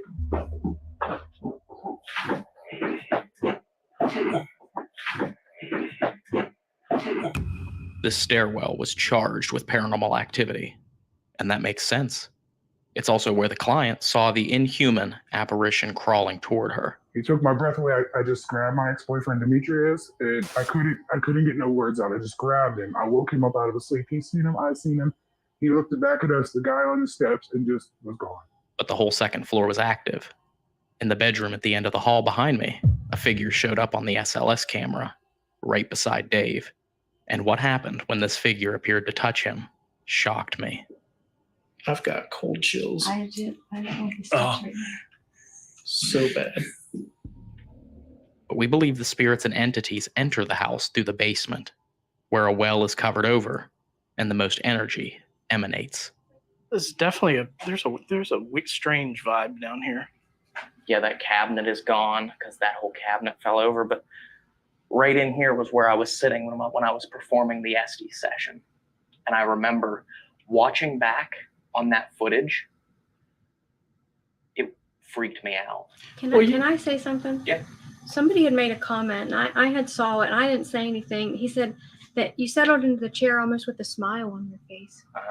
That's I what got freaked goosebumps just thinking about it just now, but you're just, okay, come at me. that's what freaked me out.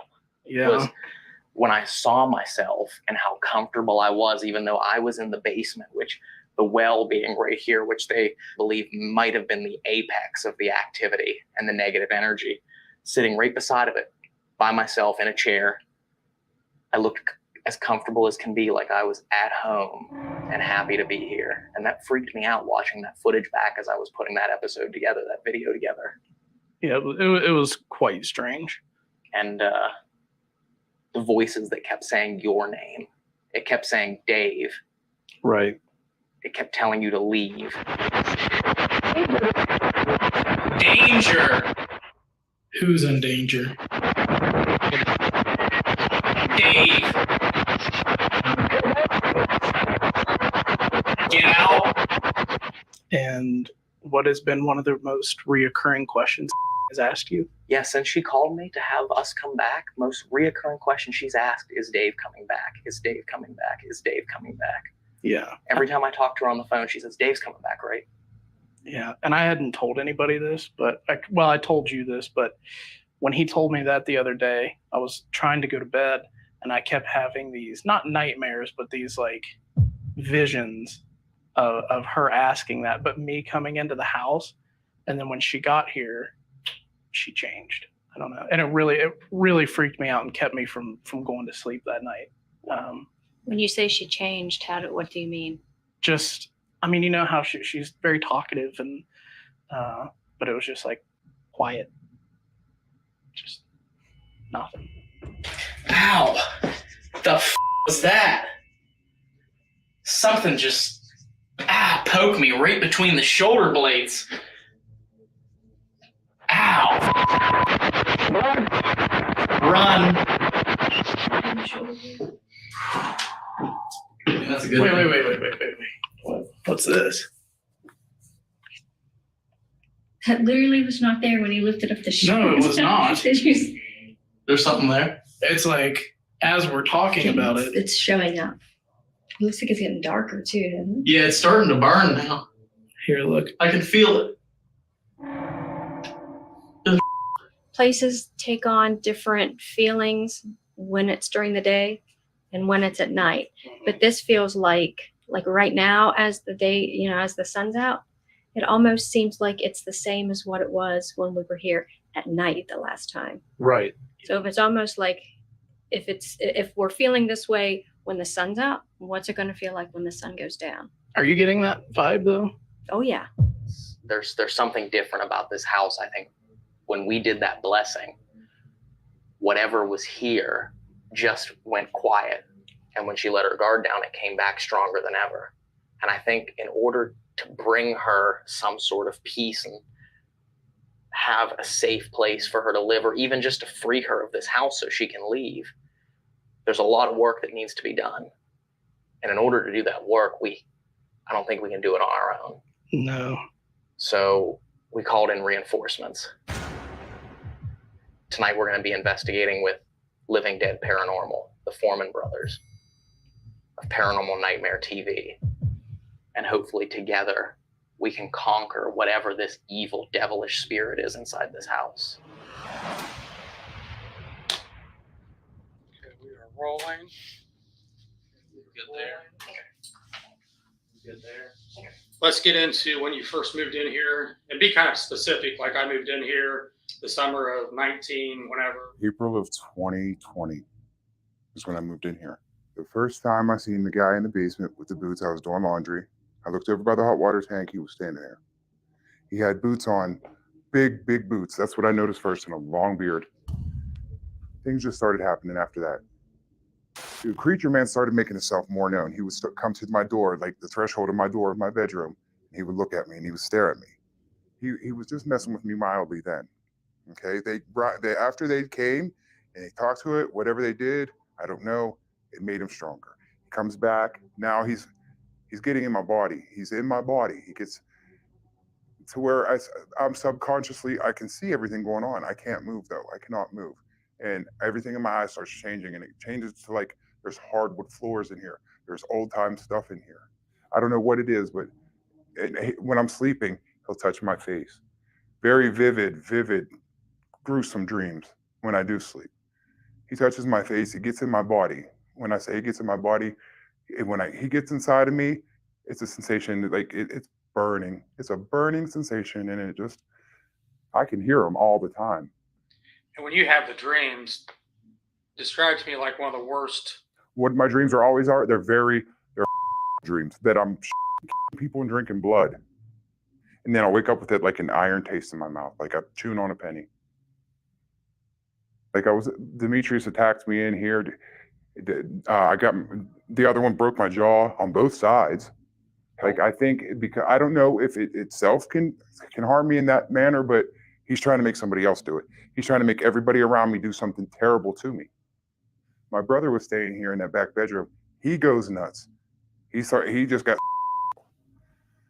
My other brother came here to stay in Jacob's room. He went crazy and stole my car.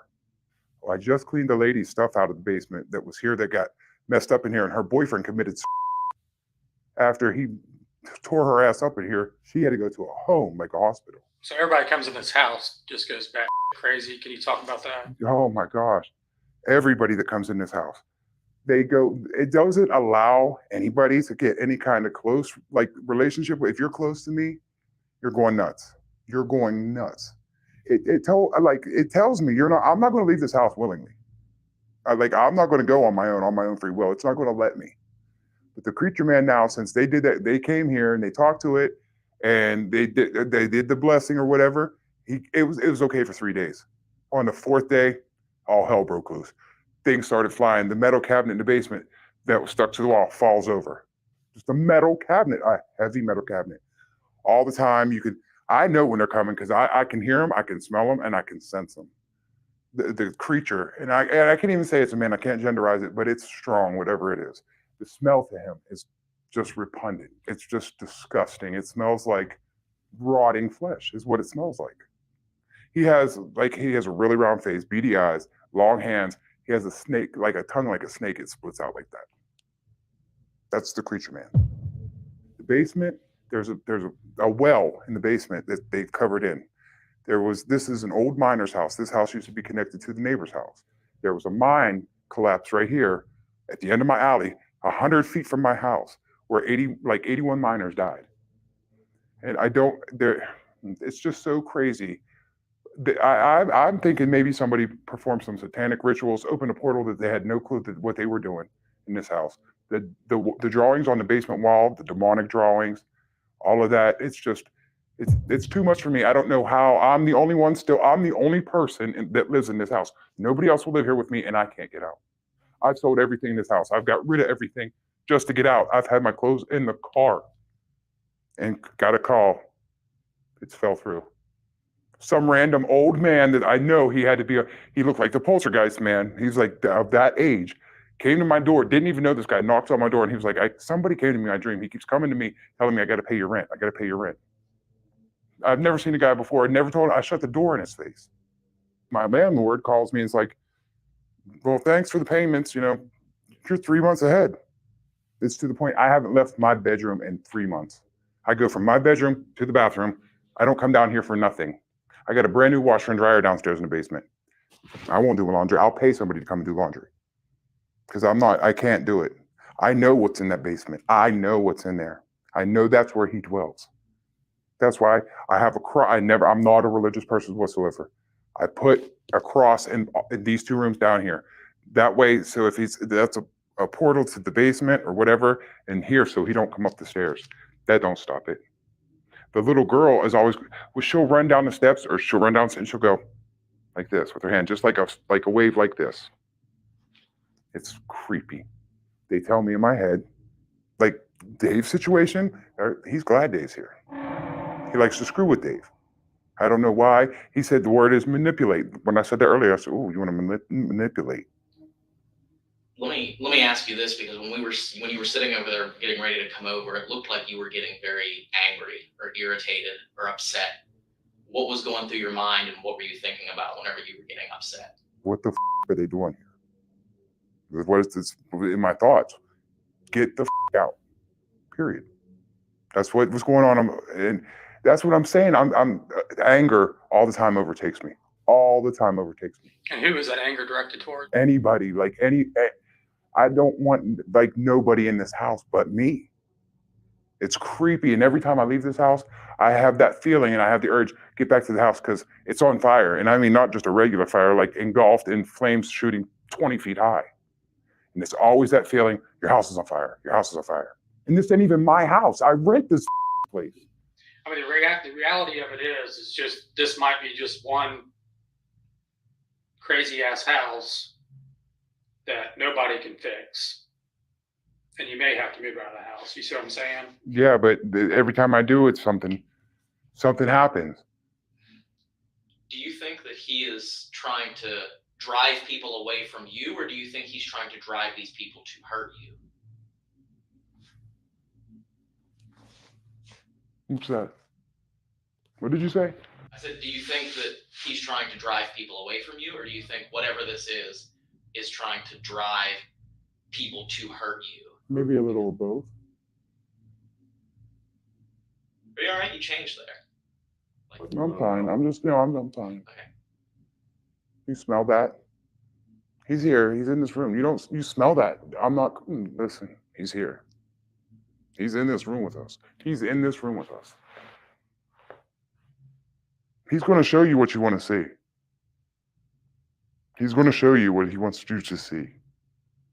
Is he in you or near you now? No, he's here. He's here.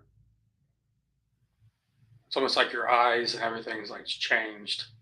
You get like this death stare. He's here. Yeah, I can hear him. He talks to me. It's alarming. It's very alarming. It's scary I guess it's not scary to me anymore. It's getting just to the point where it's just annoying. That camera just shut off by itself. Did it? I looked up and it was off. Mine did. It just turned on. Because I looked up there not even a couple minutes ago and it was on. You see them dots in that camera? Look in the lens. Do you see them two lights? Yeah. Don't look like eyes. I mean, I feel like this thing wants you, like you said, and it's this close. And until you stand up and take your life back and against this, you could be in real trouble. Yeah, I know. But I think it has you in a place where you don't want to do that. It's almost like rewarding you for being alone. But I'm just scared of the power it does possess. I'm not going to lie. I'm scared of the power it possesses. I rebuke this thing all the time. In the name of Christ, I rebuke you. Get the out of my house. And just touches me on my face. I can go on my neck, and then all of a sudden I'm sitting up and I can't scream. I can't move. I can't do anything. It happened like the flip of a light switch. Up until this point, the client had been openly discussing her paranormal experiences in an emotional testimonial. But then she zoned out. When I finished my question, she seemed to break from this trance. What's that? What did you say? A quiet calm overcomes her, with a stare that burns through us. And now the only time she'll speak is to tell us what the voice she hears is telling her. He wants to play a game. He's going to play a game with you. It just shut off again. Like I just told you, he's going to play a game with you. This camera just keeps shutting off. Yeah, but my batteries went way down. I don't understand that. He's going to get you. He's going to get you. He's going to get you. I told you he's going to play a game with you. How dangerous is this house? It's a playground. It's a playground. For what? And we're just the children. We're just the children. He's going to play. He wants to play. It wants to play. She wants to play. Watch. Watch what I tell you. It's funny, actually. Nobody's really safe ever in a house like this. Not at all. And why is it funny? Because we think we could shun it away. It's not going to go anywhere. This is his place. He's not going to go anywhere. He's been here for thousands of years. You'll see. I don't know. There's nothing prayer's going to do to help it. Not at all. What do you think? Prayer is not going to work? Hasn't yet. Thousands of years. You hear me? Thousands of years he's been here. It's been.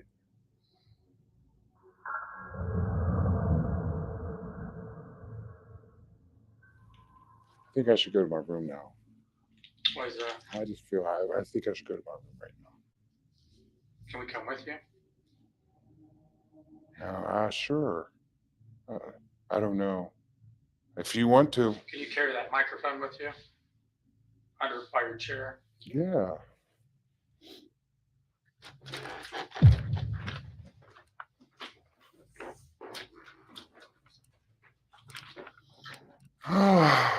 Yeah. I'm exhausted. Why did you want to come up here? I just needed a rest. Just to catch my breath for a minute. Did he tell you to come up here? Yeah, we should go to my room. We should be in my room. I should be in my room. I should be in here. I'm safe here. I'm safe here. I definitely am. I told you, he comes to me. It gets in my body to where I can't move. I can't breathe. The problem is he gave you an order and you listened to it. And I don't think you have any control over the situation.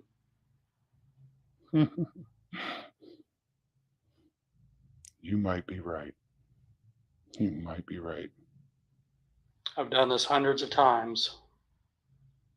So I'm not afraid of him at all.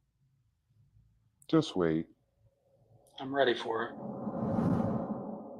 This interview changed everything. When the client called me, asking us to come back, I knew the activity had intensified, but I had no idea what we were actually walking into. And just when we think we can tear down the equipment and get ready for the investigation, Josh and I hear talking upstairs. Just go. Just go and leave me alone. Listen. Just stop, please don't. Please don't. No more. I can't take. You're draining my body every time you do this. Every time you do this, you're draining my body. Let me just go. Why can't I just go? Jesus Christ, you're making this hard on me. You know what what do you want? Let me go, man. Just let me go. I told them they can't. I told them they can't. They can't get you out. They can't. Nobody's up there with her. No. We're the only two in the house besides her.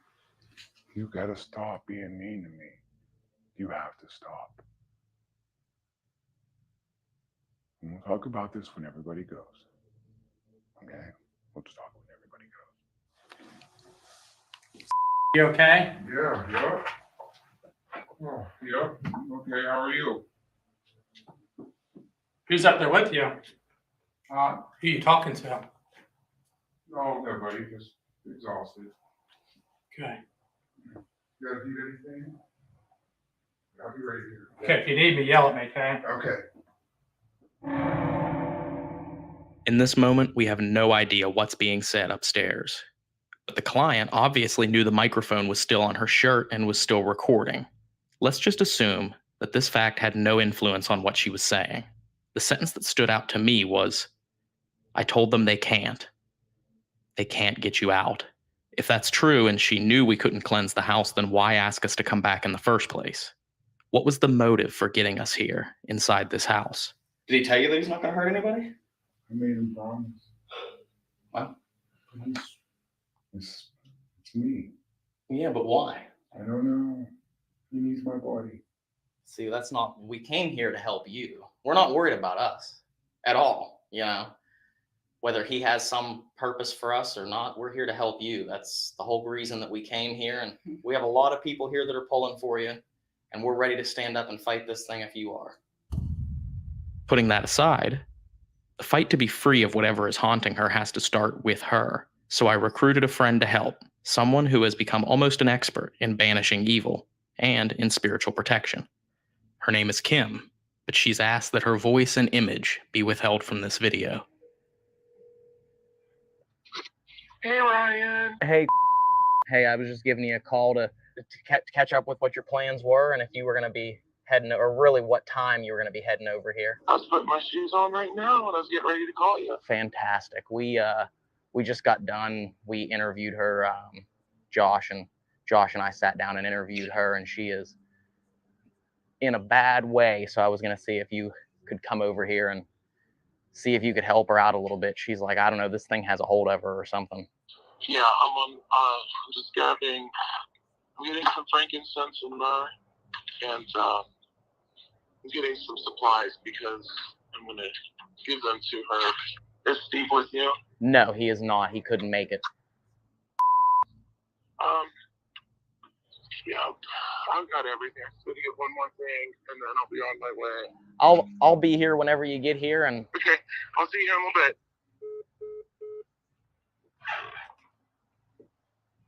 To respect her wish not to be identifiably seen in this video, we'll have to blur her image and disguise her voice. Her role here today is to just speak to the client privately and tell her ways she can fight off this negative energy and protect herself from its influence. She did not come to cleanse the house or perform any sacred rituals to expel any inhuman spirits. She's here to teach the client how she can start claiming her life back. When Kim gets to the house, we discover two things that are very bizarre.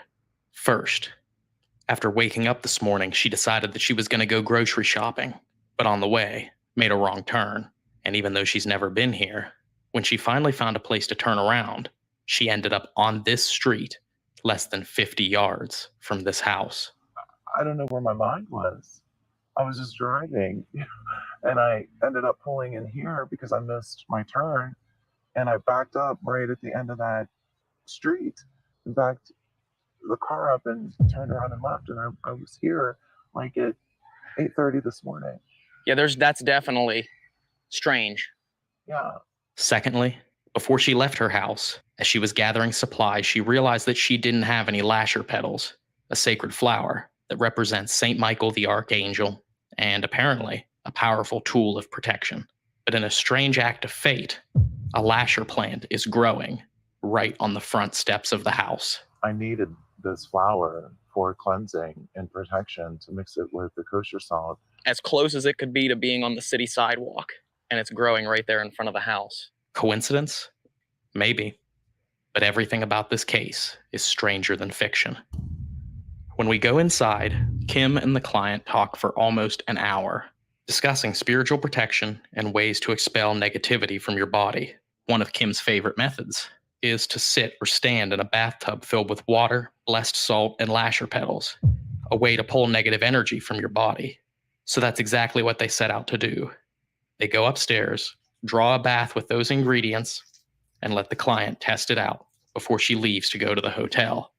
When they go upstairs to the bathtub, I decide to go outside and stand on the side porch. But Dave goes to the second floor to set up a static camera in case anything paranormal happens. When he's setting up the camera, all hell breaks loose. Ryan. Yeah.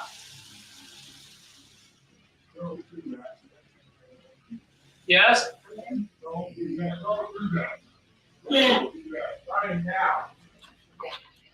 Where you at? Come with me. Come on. I need you to come with me. Don't do that. Don't do that. In the Father and the Son and the Holy Ghost. Don't you do that. I love you. I'm touching you. I am touching you in the body of Christ. In the body of Christ. I compel you to leave her.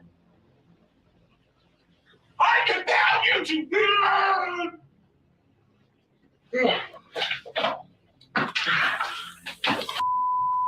Look at me. Look at me. Look at me. No, son. Look at me. Look at me. Look at me. According to Kim, when the chaos ensued, she was simply offering the client to touch the mixture that she calls the St. Michael Holy Water. And as the client got closer to the water, she lashed out physically, swinging her fists at Kim. But when Josh opened the door, she backed into the corner. We were just about to call a nurse who lived locally to assess the client's physical health when she suddenly regained full consciousness and said that she had no memory of anything that just happened. What did we do? Why are we all in the bathroom? Why are we? Well, because you came at me. Oh my God. Yeah.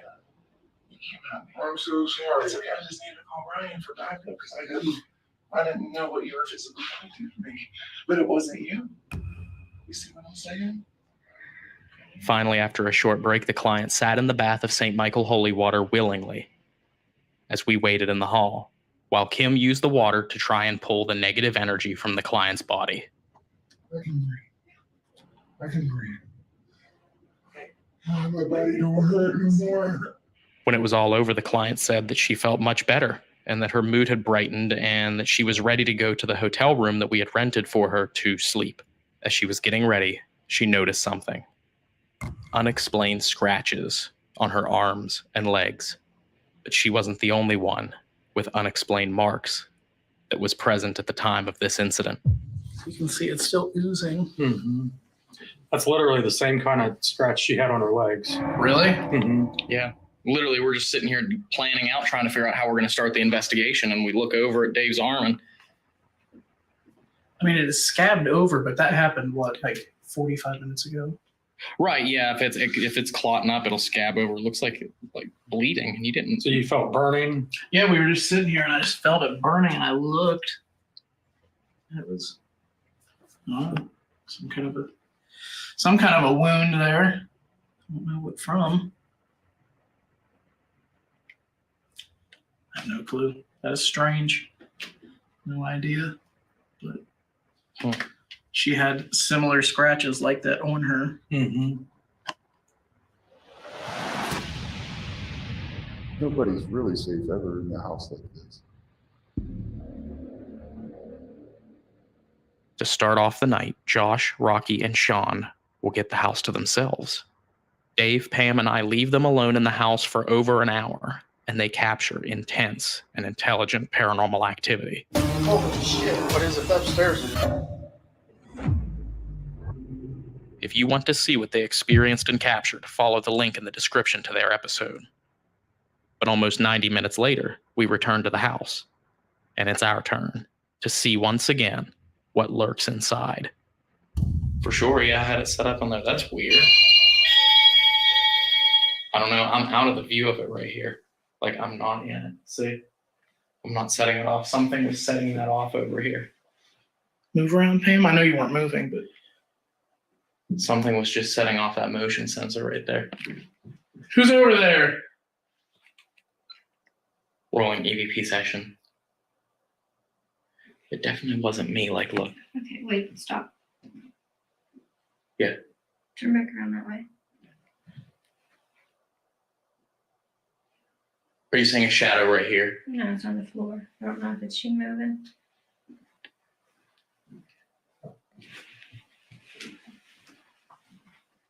Yeah, I don't know what the shadow would have been. That moves down there. Whoa, whoa, whoa, whoa. Something just moved in here in our equipment room. That moves down there. Whoa, whoa, whoa, whoa. Whoa, whoa, whoa, whoa. Come on now, you've been begging and begging and begging for Dave to come back. You really want to see Dave. You want Dave back in this house. Well, Dave's back, I'm back, and Pam's back. It's time for you to come out and show yourself.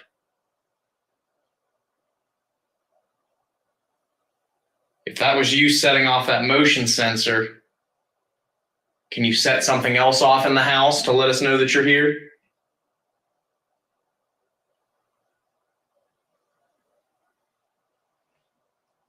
have this orange light in my hand. Can you come up here and talk to this orange light so we can hear your voice?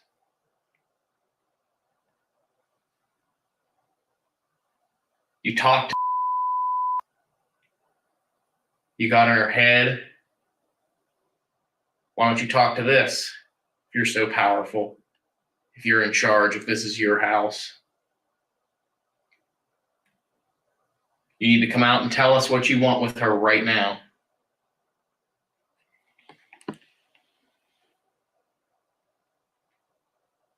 Guys want to head upstairs? Wait. What is that?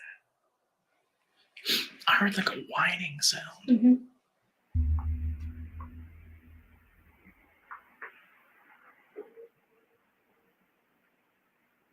Gotta head upstairs. Wait. What is that? All right, we're coming up. You can do me a favor. Can I go between you? Yes. Wait. Christ.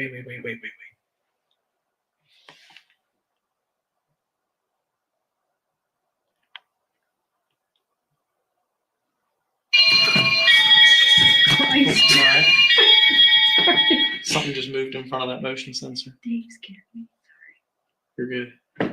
Dude, come here. Something just moved in front of the motion sensor. I heard movement right over here in front of us, and then that went off. Really? Watch how closely Pam walks to the motion sensor without setting it off. And when all of us walk to the stairs, it's quiet.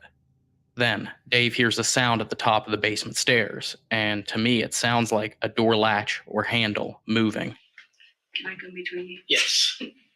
Wait. Can I go between you? Yes.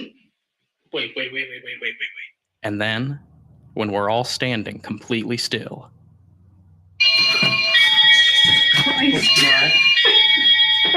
something just moved in front of that motion sensor. Could this be the entity the client experiences, waiting at the top of the basement stairs until we let our guard down?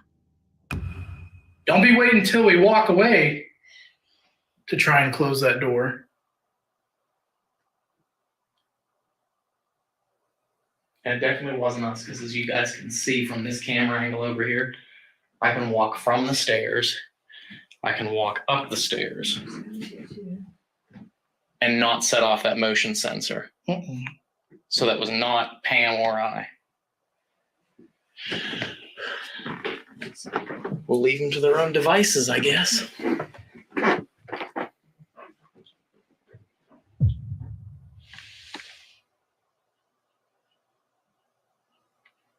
What is that noise? Hear someone talking.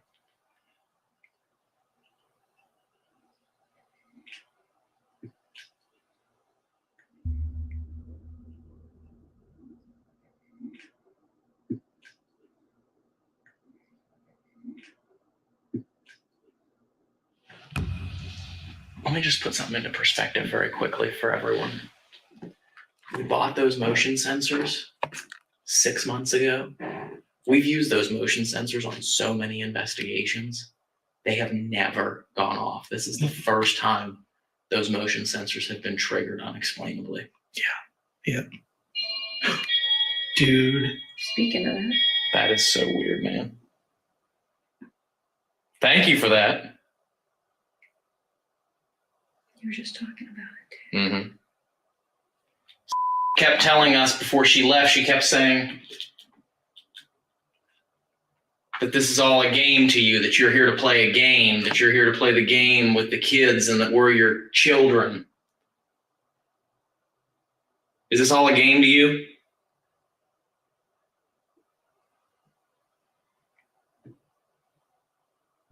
Is this all a game to you?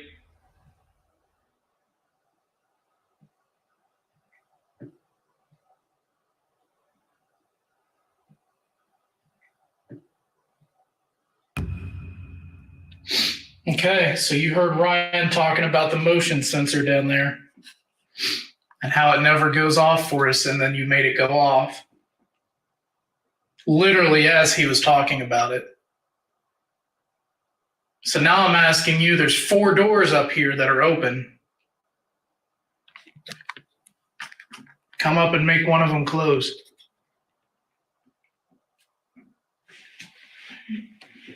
All right, I've got my back to the door here.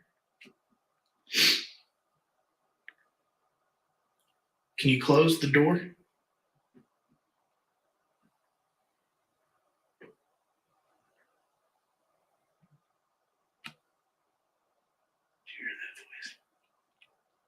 I didn't hear a voice. I just heard it sound like something. No. Really?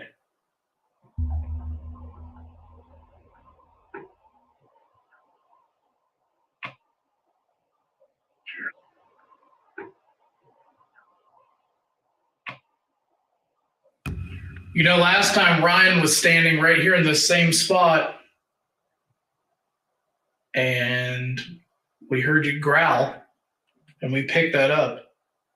Come on, show yourself and hand like you did. Come on, show yourself and hand like you did. What was that? Did you hear that? Yeah. I feel like I'm about to vomit. Uh-huh. It's weird because I felt so sick and so drained and so tired right before we started this, and now all of a sudden I feel perfectly fine. Yeah. All of a sudden I feel right as rain, and you guys are starting to feel weird effects. Ever since you said that you didn't feel good down there. That's why I turned around as soon as I hit that living room. I was like, oh man, I don't feel good. But that's also, Ryan, something you need to keep an eye on. If you're feeling too good, you know, and everybody else isn't. Yes.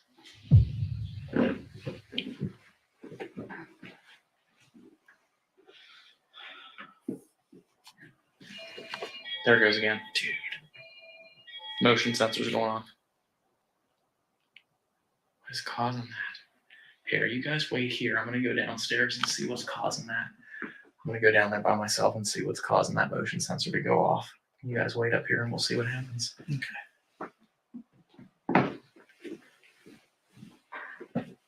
I'm coming down.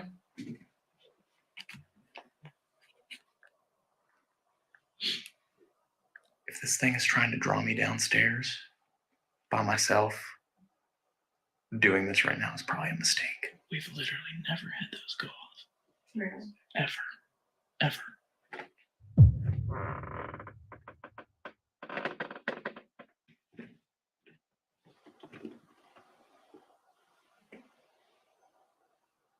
Hello? Are you beckoning me down here? She always said she saw a little girl beckoning her downstairs.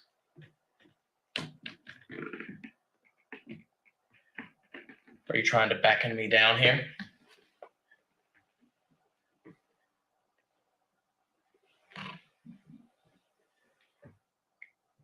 I'm down here by myself. Can you shut that door, please?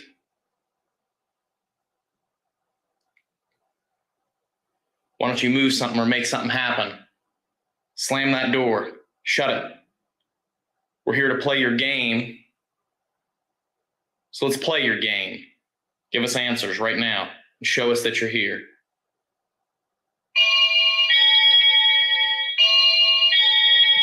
It's that one.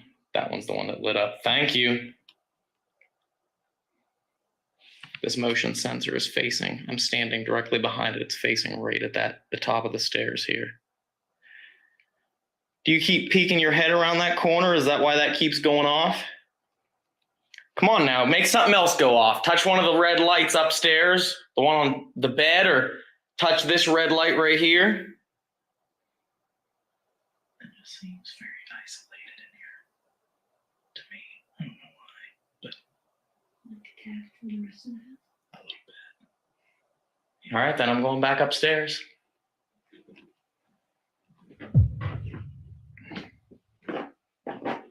What that means, I don't know.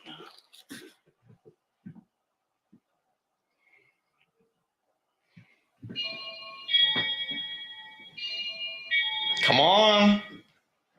Follow him upstairs. Let's go. Get upstairs.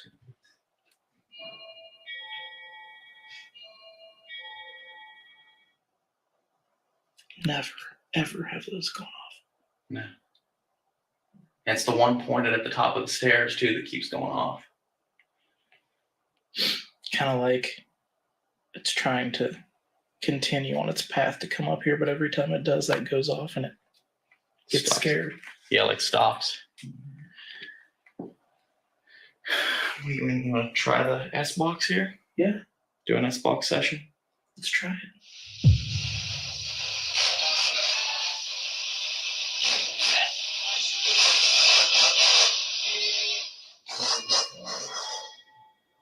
There one again.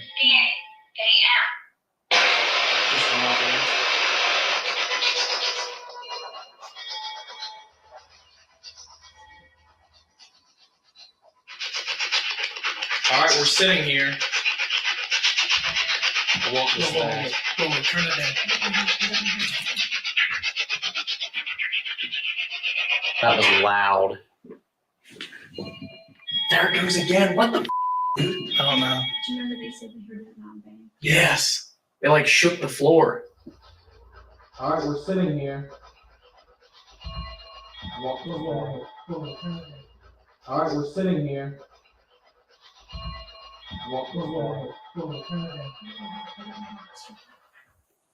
I don't know. This is weird.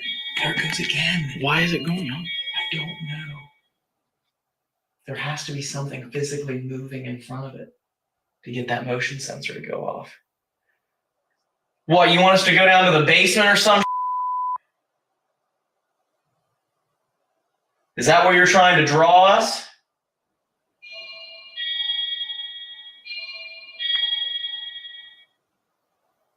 No, wait. Just wait.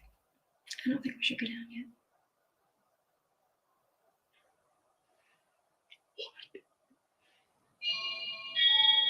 That was some footsteps. Yeah. Is my K2 going off? No. There it goes again. What in the actual?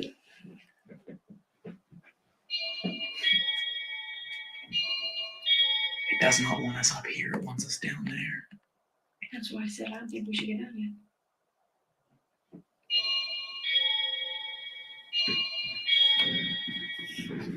Well, me and Pam will stay right here. All right. Here I come again.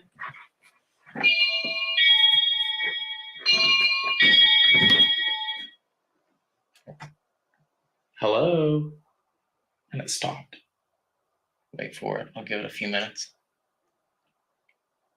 You really want us in that basement, don't you?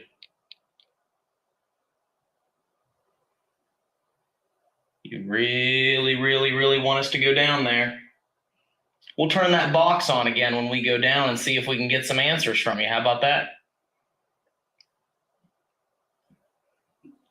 Are you wanting just one of us to go to the basement?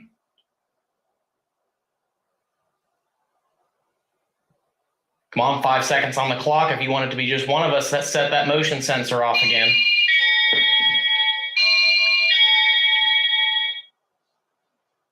Huh.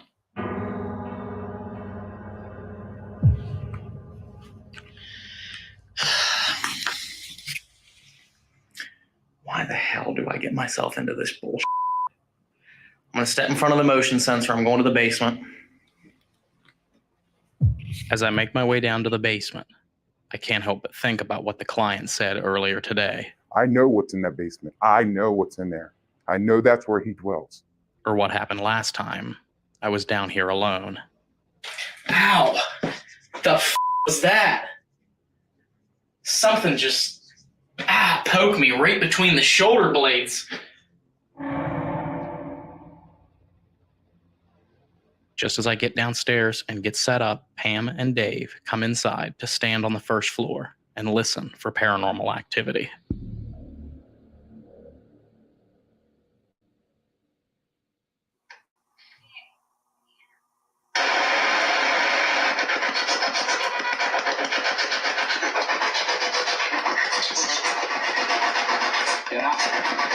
Oh, get out, huh? As soon as I turn it on, I get out. That's funny. If you want all of us to get out, make all 3 of these go off right now. I'm down here, all alone. What did you want? I don't know why it was going off. Or did it move down to where he's at now or something? Maybe. Pam and Dave make a good point. Because since I came down to the basement, the motion sensor hasn't alarmed once. It's puzzling because it was alarming frequently and on command when we were upstairs. Is that because whatever was setting it off is now in the basement with me?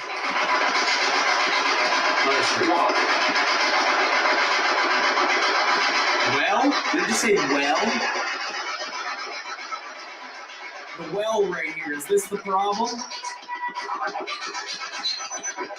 Is this where the spirits come in? Is this where the creature man, the evil spirit comes in?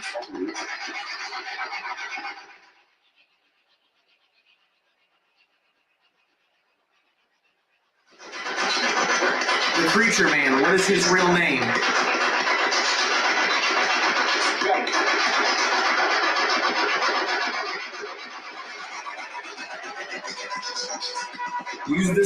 Use this box to talk. What is the creature? Whoa, that was cold. Cold air right here, right in front of me. Cold air right here, right in front of me. Cold air right here, right in front of me. Let's scoot down this way just a little bit. Just so that action camera can get this feel.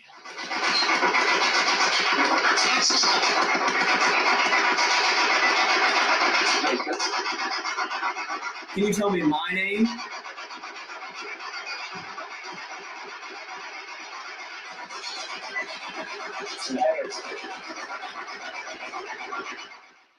I'm feeling something all around right here. What was your plan to do with what were you going to do to her?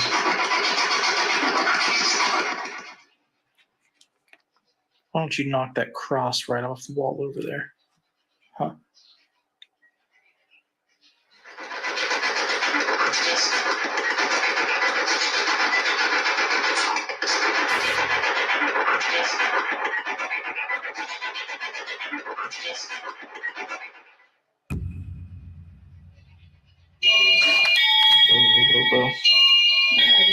No, you're good. Feels like there's something touching my face. Who's touching my face right now? It's only once the footage from my camera and the cameras upstairs were synced that I realized the relevancy of this voice. And for the first time since we started this session, the motion sensor at the top of the basement stairs alarms, startling Dave and Pam.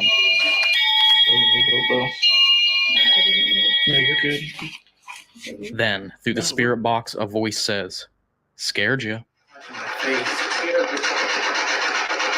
Who's touching my face right now? Was the client right? Is this just a game to this entity? I told you he's going to play a game with you. How dangerous is this house? It's a playground. As it gets later, we need to get Josh, Rocky, and Sean back inside the house to investigate together. I mean, if you just look at everything that we've had today, it's pretty crazy. Yeah.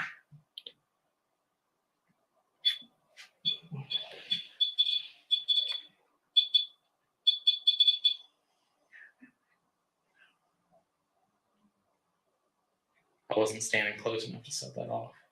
Nothing turned on, nothing in the house turned on. Where's the REM pod? Still on the bed where you guys left it. You walk back over to the device. You got us all in here now. Do that. What'd you hear? It's like a male voice. You walk back over to the device. You got us all in here now. Do that. What'd you hear? It's like a male voice. Bam, I'm gonna put Are you touching that again? If you're touching that, can you get closer to it? Yeah, occasionally you'll get like a piece of equipment that goes off during the investigation. But literally, this house has set off every piece of equipment we've brought into this house. Yeah. It's like alternating. Can you do the one upstairs?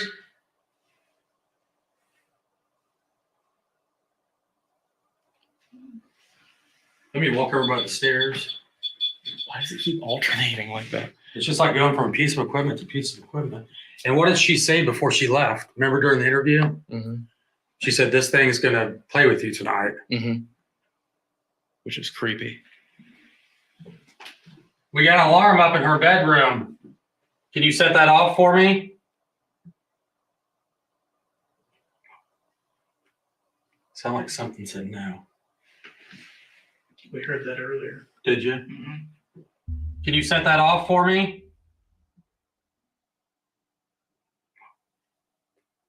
Sound like something said no. Are you in this room with us?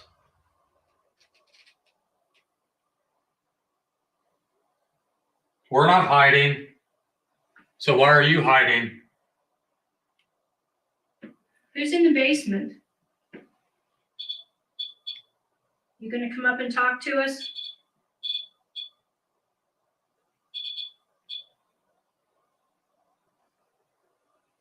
Do you want us to go down to the basement? Oh, Jesus Christ. Whoa. And that went off at the same. Holy. Dude, that was so loud. That was right in here again. Here, Bill. It's going off again. Because I'm recording you. Are you back here?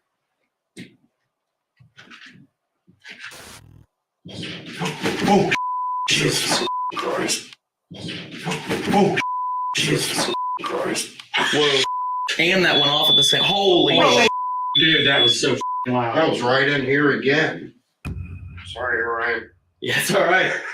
Well, you should have seen what I did earlier. I wrapped myself around his leg and I probably. I tried his arm. What was that? Running. I don't know. That was loud. You guys have to get used to Sean pushing you in the way. Yeah. I grabbed his freaking arm. I was like, hey, get in front of here. I mean, to me, it sounds like it's like trying to freaking go through a damn door. But like that, but earlier, it was the whole house that shook. But you got to think too, when this thing does stuff, what do people normally do? Run. They get the hell out of the house. We haven't left.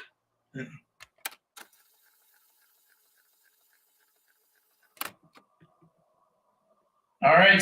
Told us about 3 o'clock in the morning that whoever or whatever you are, that you come to life and that you cause her a great deal of turmoil, but now you've gone quiet and you're not setting any of this stuff off like you were a few minutes ago. So where did you go? We could hear you making knocking sounds. We could hear you walking around. But now that we're calling you out, you're awful quiet.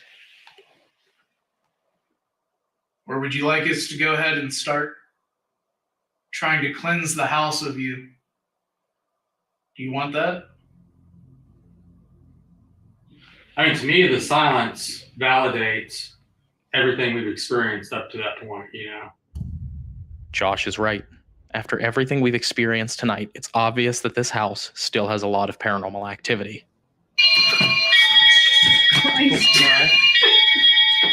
Something just moved in front of that motion sensor. All right, we're sitting here. Cold air right here, right in front of you. Oh, Jesus Christ. And it's clear the client believes that it's an entity or evil force that's ruining her life. But the question is, are we capable of cleansing this house? Josh reaches out to a friend that he trusts for advice, and they tell him, what's needed to rid this house of the demonic infestation is not something that we're ready for or capable of doing.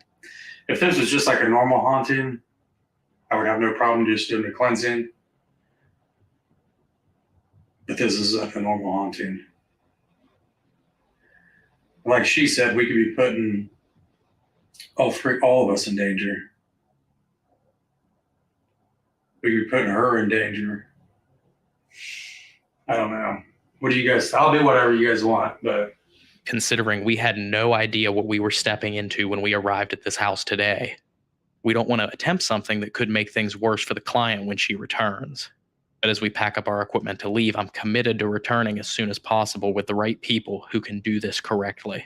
And when I wake up a few hours later, I make a plan to go back to the house the next day with the proper tools and people who have experience expelling demonic forces. And then I have to sit back and watch that plan blow up in my face. From the moment I opened my eyes on the day when we were finally going to cleanse the house, it was a failure. Accusations over text and threats of legal action and exploitation from the client. She said she wanted nothing to do with us anymore. And that was it. It was over. Everyone lost. Everyone except that house. It really does seem like after all is said and done that maybe she really didn't want the help, or maybe something was telling her not to accept the help. Because we were nice enough to get her a hotel room and, put her up for the night by herself, and so she could kind of relax and not have to worry about that place. And then, I was checking our credit card statements and I saw where we had a $250 charge. I went to try and figure out what that was all about. So I called the general manager at that specific hotel, and he told me that she came in with other people smoking in the lobby and wanting to party, asking the general manager if he wanted to party or knew anywhere to party, and smoked in the room and cost us $250. So it's as if she didn't take it seriously. Yeah, and you guys, this is my first time meeting her. So, I'm pretty sure she's probably a good person. I don't know her personally. And maybe it's just this house has just got her so messed up that she's incapable of thinking straight or making the right decisions, or I don't know. Yeah. Yeah. And in the end, it's like, like you said, chalk it up to a learning experience. Whatever happened that night. And we can look back on the evidence and say that we tried our best to help this woman. Yeah, and that's what, I've always said is, with each investigation, you gain knowledge and wisdom, whether you win the battle or you lose it. And I kind of regret not doing the cleansing that night, but I don't think just like a normal house cleansing was good enough. Mm-hmm. I think you would have to bring people in that specialize in, doing exorcisms and stuff like that. So it was just a conflict of making the situation worse or letting somebody that's better capable of dealing with that situation come in and handle it. Yeah. And ultimately, she decided to decline the help. So there's not much we can do. We wish her the best, and we hope she finds out how she can change her life to make things better. And we hope that, one day she finds the peace that she deserves in her life. But it's tough walking away from cases, but there's just a couple of times you need to walk away from a case just for your own sanity and your own safety. I think we did all that we could do. I know you guys did all that you could do. Whatever demonic presence may be inside that house, I'm sure down the road we'll face it again.